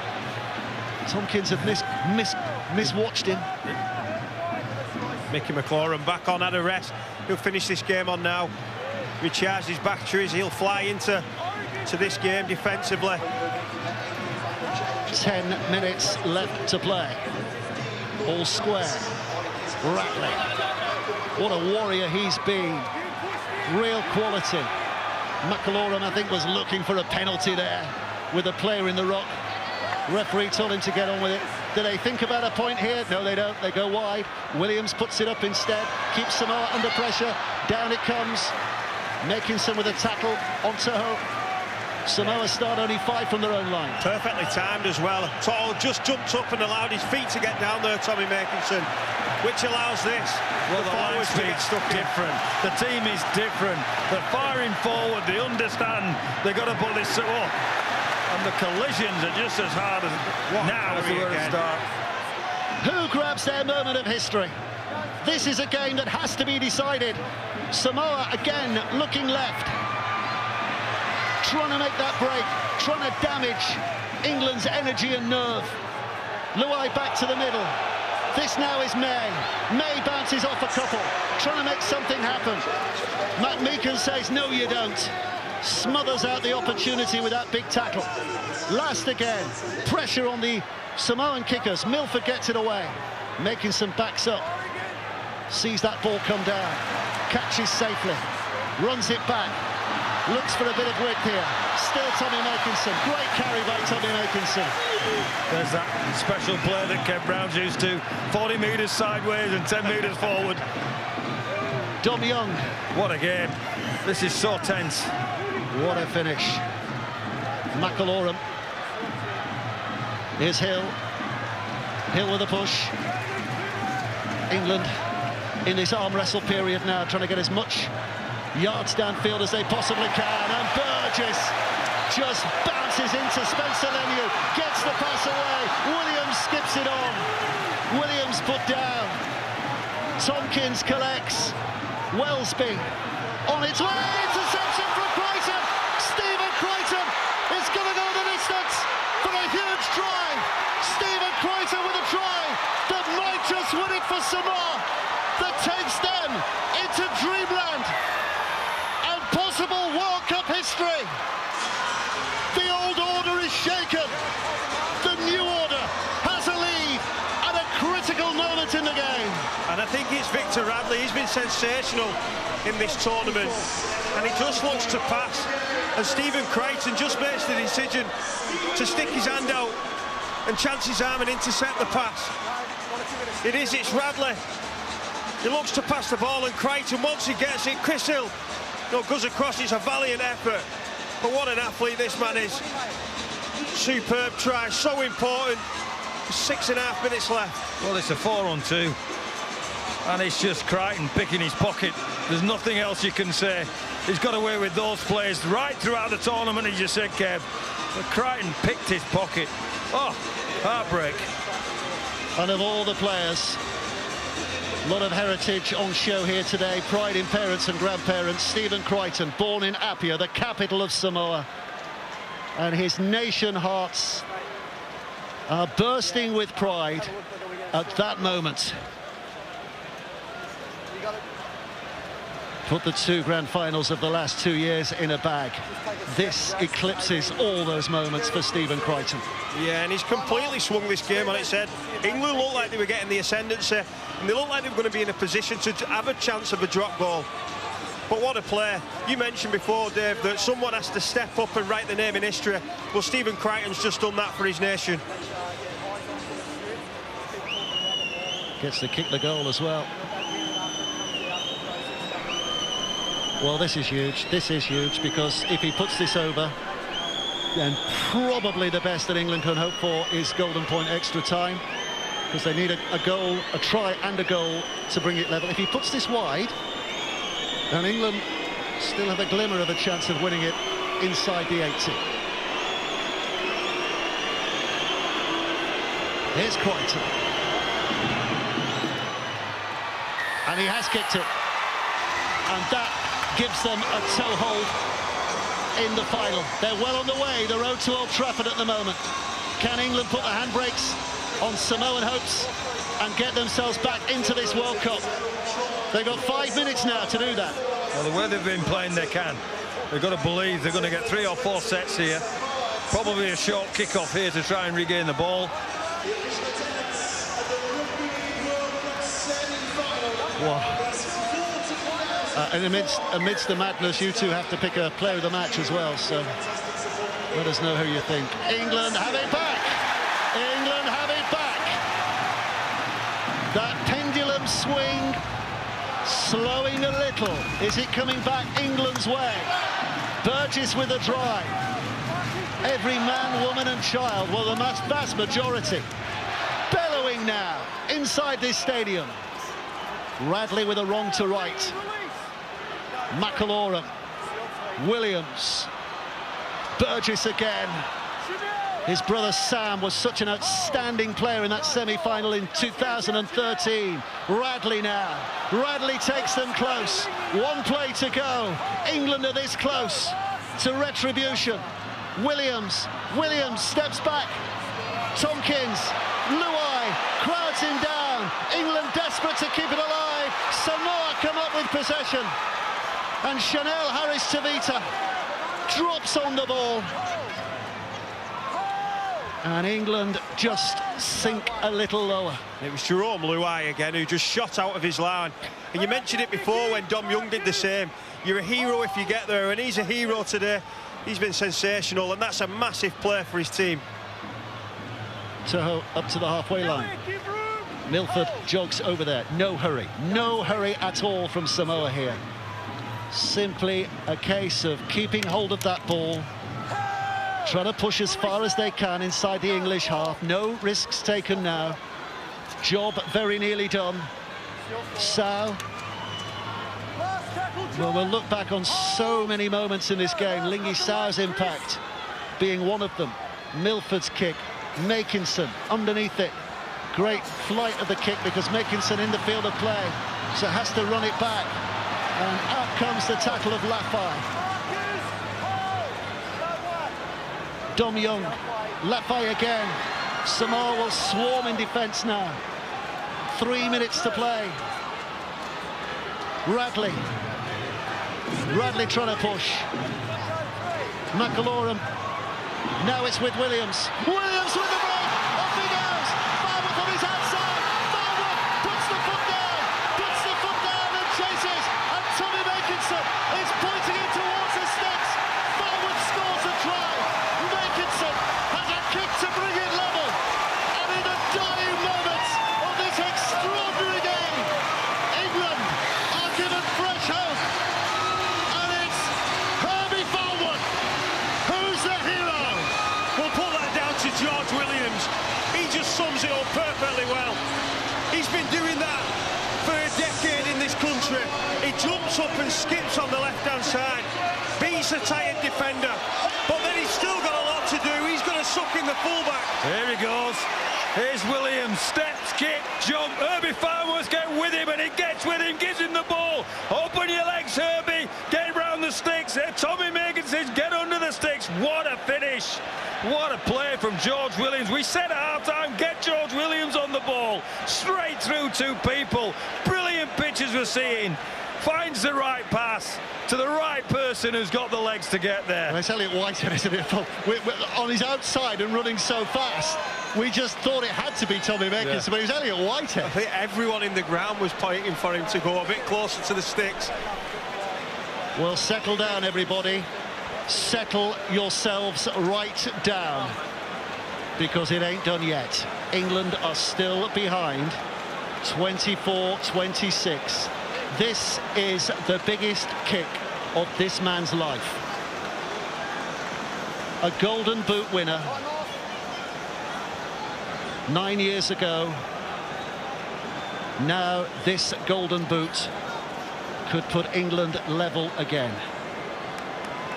It's a tough kick. It's a tough kick. Can you bear to look? You might just want to listen.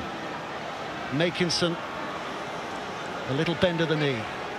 Silence descends inside this stadium. Makinson strikes it. And the flags go up! The arms go up! England's hopes are sky high again! It's all square with a minute to play. This incredible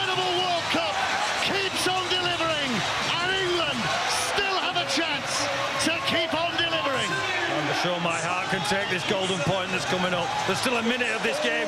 Go Herbie! Go Herbie! Go to the sticks, Herbie. Didn't need to because Tommy provided the goods.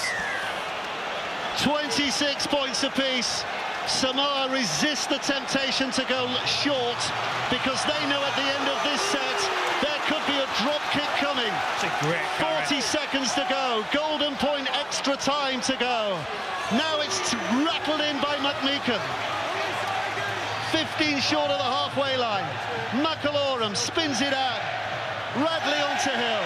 England goes the chant. There's Samoan voices in there somewhere, but they're drowned out by the home crowd. England with a break. Off he goes. Super stuff. Back on the inside. Scrappy handling. Ball goes to ground. It's thrown away. I think that might be it. 5 seconds and counting.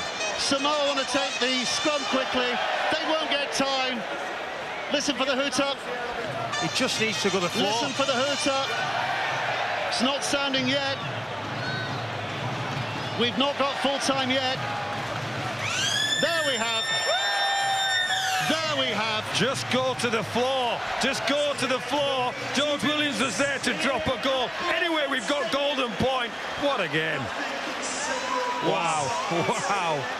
I think we're only allowed one wow again, Kevin. I think we can use 5 or 6. Yeah, not when a game's like this. Wow.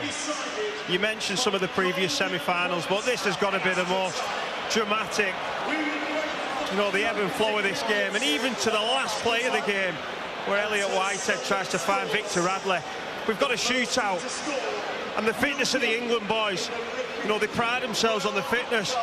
Sean Wayne's really been pushing them hard in this competition, but Samoa have been fantastic as well.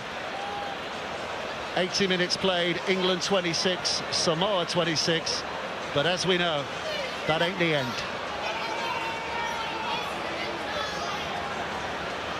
Well, there's some words here. Some words here, aren't there?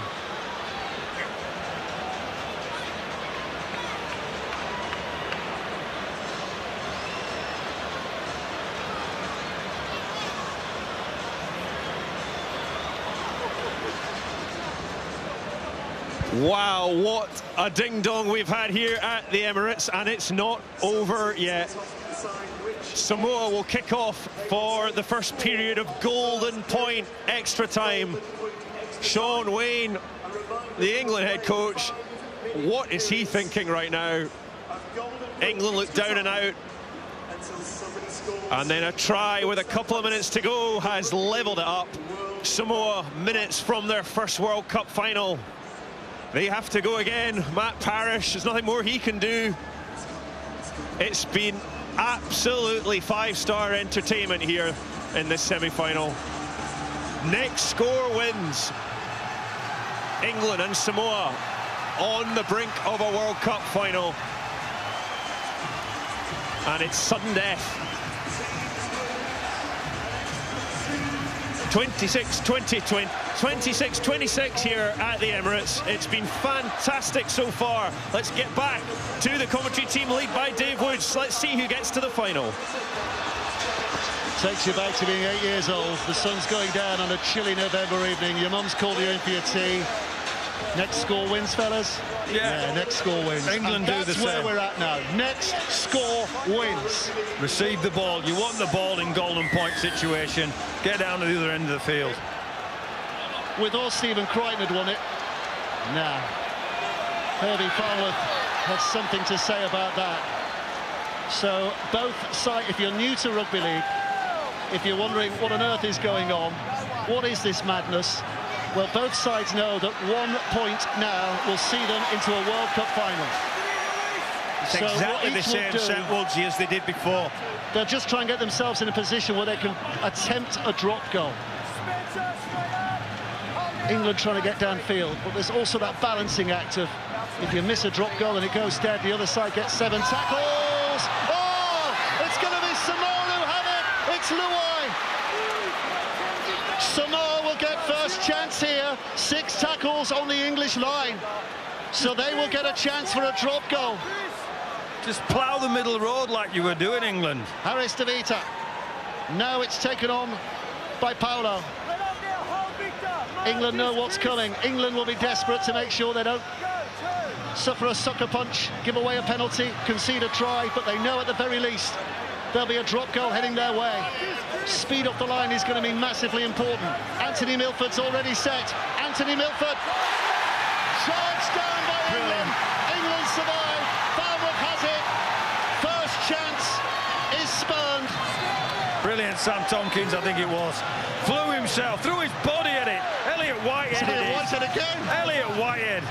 Well played. Elliot Whitehead's been everybody on the pitch today. He can be, if he comes up with plays like that. Brilliant, Elliot. They're still not out of danger yet. Yeah, England know they'll have learned that lesson. You cannot make a mistake that deep. Radley. Radley put down on the 4. Wellesby. Bateman. Forward pass. That is huge. Again, they've offered Samoa another excellent position here. It was a forward pass, Dave. It was a forward pass. I cringed as I saw it. It's just a bit lazy. It picks the ball up. Well, I don't think it's lazy. It's probably fatigue. Well, it might need something brave again here from England to defend this line. Samoa are on the brink once again. Kufusi back on the field here. Relatively fresh pair of legs. We say relatively because there'll be a lot of tired legs out there. And this is Toho. Make more metres than anybody else at this World Cup as Brian Toho. He'll settle for a simple 1 point at the end of it now. Driven in by Paolo. Paolo slowed down. 2 gone, 4 to go. 4 tackles for Samoa. England will be hoping for a mistake. Luai. Back it comes to Papali'i. Papali'i now put on the ground. England slowing it down. Have a look for Milford. Milford again is in position, but they're also going to go back to Crichton. Crichton's got time to try and win it for Samoa, and Stephen Crichton is a history maker. Samoa into the final of the Rugby League World Cup. What a moment for Rugby League. What a moment for that nation. And in amongst it, what a moment for Stephen Crichton. English hearts are broken. It's not going to be a home nation success this year, but Samoa have just written a huge chapter in the history of international rugby league, but they've done it at the expense of England. Yeah, heartbreak for England. The last 20 minutes of that second half, they came to life, they dragged themselves back, they got in the game. They're absolutely gutted. Oh, they've put it on a plate, but what a kick from Stephen Crichton. Hasn't he stepped up in this match to score the try and then drop the goal? You've just got to feel England have handed it on a plate, a forward pass and a drop ball to start the extra time. Devastated. Player of the match. I think you two are going to pick player of the match so quickly. Who is your player of the match? Yeah, it was tussle. There's been candidates, both George Williams for England, but for his impetus and his direction around the field and his kicking game, Jerome Luai today for me has been probably the difference between the teams. Crucial times he stepped up, made breaks, made passes, scored points. Wow. Again. I mean, what are you thinking back home at the moment? There'll be different emotions all around the world. English hearts broken. Look at that. Elliot Whitehead has done so much today. Deserved to be on the winning side. But history will tell you that history has been made. England 26, Samoa 27. For the first time, a nation outside Australia, New Zealand and England / Great Britain reaches a World Cup final. That is a huge moment. We said at the start of the tournament there were 5 genuine contenders, and it's proved to be the case because Samoa are in the final 2 now. And the turnaround from the Samoans, they've stuck together, beaten by 60 points by this English side, only a matter of weeks ago. But they've been getting better and better every week. And I think they thoroughly deserved that win today. I do think they were the better side. Yeah, uncharacteristic errors throughout the game from England. Put themselves under pressure on many occasions. Didn't, for me, start playing until 25 minutes to go when they were under a little bit of pressure, England on scoreboard pressure. But it came through the system that they'd worked right throughout the tournament, was providing dividends, but they just couldn't quite finish the game off, and you have to give credit to Samoa because they stuck in there. They found a way to win. Some of the English-based players as well, Lafay and Sal, really good today. You want a bit of emotion? Well, you can see it there, can't you? You can see what it means. But for every loser, there is a winner and a contrasting emotion. So let's hear from Joao Luai, the player of the match. And he is down there on the touchline with Tanya Arnold. Jerome Luai, congratulations, you're the Kazoo player of the match. You look very emotional at that. Yeah. I don't think anyone gave us a chance tonight. But the belief we have within this group is really strong. Yeah, a bit emotional. Missing my family. Loving this moment right now. I don't know what to say, really. It is a huge moment for the country of Samoa, isn't it? Yeah, definitely. You see around the world right now, it's a global scale thing, and we feel all that energy from wherever you are supporting Samoa. We need it for one more game, guys, so hopefully you can bring it for us. What was the key tonight? Why do you think you got over the line and England didn't? Yeah, it was just our scramble, man. This is my six. That's my six, bar. Yeah, like I said, belief. Not many calls went our way tonight, but our scramble, our brotherhood, it really showed tonight, and yeah, it's never been done before from a Samoan side, and yeah, I love these group of boys, man. What has this been like from the beginning, from that loss first time round to England to now? It's been a blessing in disguise. A lot of expectation around our side coming into this World Cup, but after that loss, it was a bit of a pressure relief, so we put our heads down, we worked hard, and we came up with a solid game plan, and it worked for us tonight, so yeah, really grateful. And you're into a World Cup final. Yeah, against the best of the best, but we're going to enjoy this moment like we have every week, and we'll see what we can do next week. Many congratulations. Love you, my babies. It's all for you. See you soon. Thank you. Congratulations to Samoa. What an ending here at the Emirates. They are through to their first ever World Cup final by golden point. No more tense away to do it than that. There's Tim Lafay, who scored 2 tries this afternoon. He wasn't even in the squad a few weeks ago. And Matt Parrish, the Samoa head coach, he has worked a magnificent job. He is down touchline. I don't think there's anything you can't say really. They've given it all. They're out on their feet. An amazing effort. Just one of them days, like I said, that's smart sometimes. Exactly. Sean, listen, it's been an absolute pleasure to see you. Matt, can you quite believe it? You've taken Samoa to the World Cup final. It's unbelievable. I'm so proud of this group of players and staff that we've got. It's unbelievable.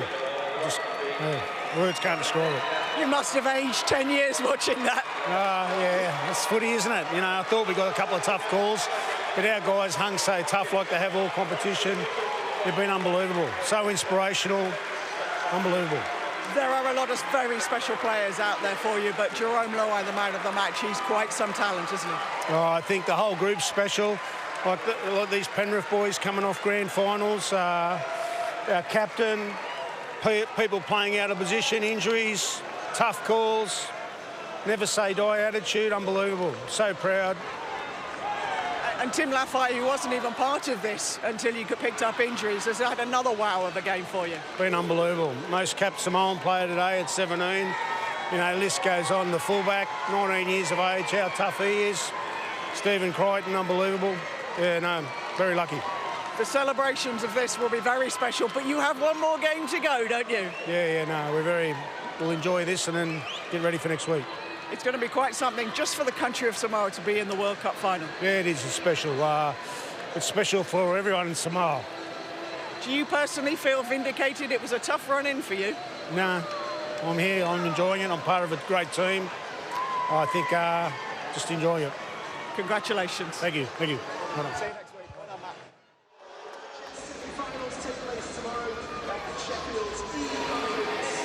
Sean, you were your own worst enemies, weren't you, tonight? Yeah, I'm not good enough. Best team won. Gutted. Absolutely wounded. Did you think at times, as you got back level a couple of times, you know, we finally found our streak, we're going to do this? No, I was never happy in that game. I thought we were below our standards, and, you know, I'm looking what I did, what we did in training, and with some soul searching going on from us as staff. The players' effort in this tournament has been great. I don't doubt their effort, but just not good enough today. Was it difficult because you hadn't really had that arm wrestle that they had last week? No. We trained tough, and that's no excuse. That'll be taken away from Samoa. They were the best team today. They just did the right things at the right time. We didn't. The first time we've not done that, and I blame myself. What now for you, for the team? And you say there's a lot of soul searching, but you know, you want to build, don't you? Yeah, we have to be better. This is not good enough. Not from me. We have to be better. Semi-final, underperforming, just wounded. Thanks for your time, Sean. Thanks, Tanya.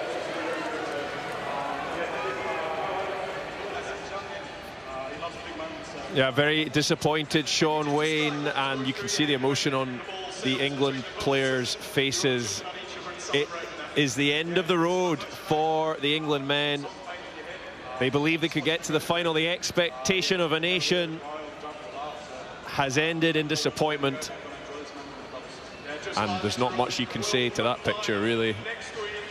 Their hopes of a World Cup final on home soil shattered by Samoa. And given what happened 4 weeks ago when England hammered this team 60 points to 6 in the opening match of the tournament, it's been quite some turnaround. That man has taken a bit of criticism over recent times. Matt Parrish, well, he's a happy man today. His team have found a way to get to the final, and it's quite an extraordinary story. Chris Hill, 35 years old, this could well be his last World Cup campaign. George Williams had a terrific afternoon, but it wasn't enough for England. And the Samoan players gathered in the centre circle here at the Emirates in prayer around their national flag. A quite fabulous moment, and a moment of reflection for what they've achieved.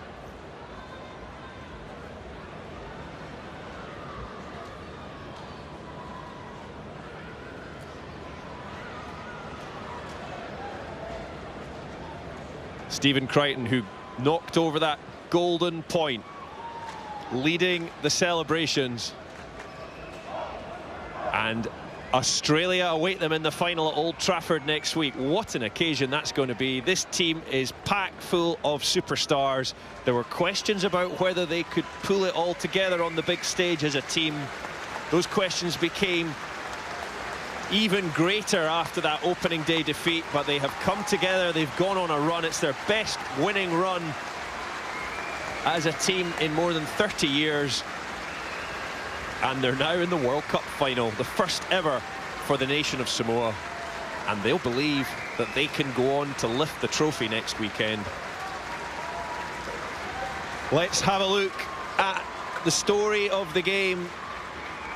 What a game at the Emirates here. Some people leaving in stunned disbelief at how this is finished.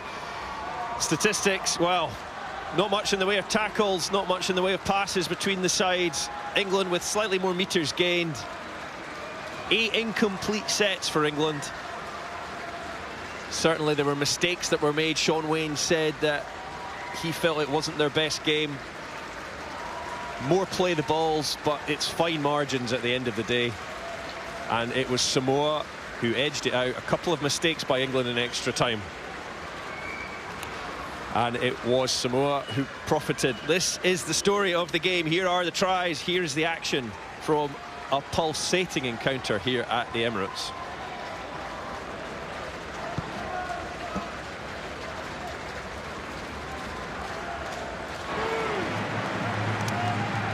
We have to go all the way back to the 5th minute, when Tim Lafai went over to give Samoa the lead. 4 points to nil, taking advantage of weakness in the England defence. England struck back. 15 minutes later, through Elliot Whitehead, converted by Tommy Makinson, England went 6-4 up. Samoa back in front. Liggy Sao, again, profiting from defensive errors. 10-6 at half-time it was. Then England retook the lead. Mistake by Lafai. And John Bateman with the try. Samoa back in front. Brilliant footwork from Jerome Luai. Amazingly kept alive by Junior Ballo. And Stephen Crichton went over, and then Samoa extended the lead. Luai again putting Lafai over on the left-hand side, and it looked bleak for England at 20 points to 12. But they fought back. Herbie Farnworth barreling through tackles. That was converted, 20 points to 18. And then, as England attacked, Stephen Crichton pickpocketing Victor Radley, and the intercept, which he converted 26-20, and Samoa were just about there. And then another twist. Williams goes clear, feeds it to Farnworth, and he goes over. Makinson with the conversion, 26-all. Into extra time, England made the mistake, and the ball fed out to Stephen Crichton, 30 metres out. Thank you very much. And Samoa into the final, England out. What a moment for the Samoans and for Matt Parrish. And there they pose. That will be the picture on the front page of the papers tomorrow. They have created history. You can only imagine what's going on in the early hours of the morning over in Samoa just now. The parties will be in full swing. Congratulations to the Samoans. They face Australia in next week's men's final at Old Trafford.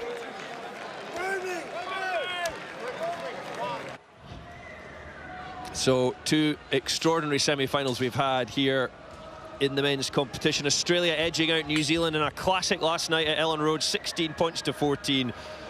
And if we thought that that was good, this one has perhaps been even better here at the Emirates. England 26, Samoa 27. Confirmation of your final lineup, 4 o'clock next Saturday. Australia against Samoa, the World Cup final from Old Trafford.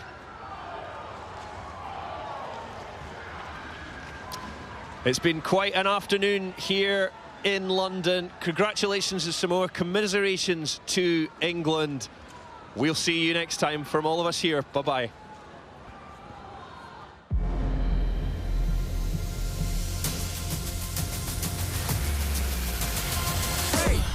Yeah.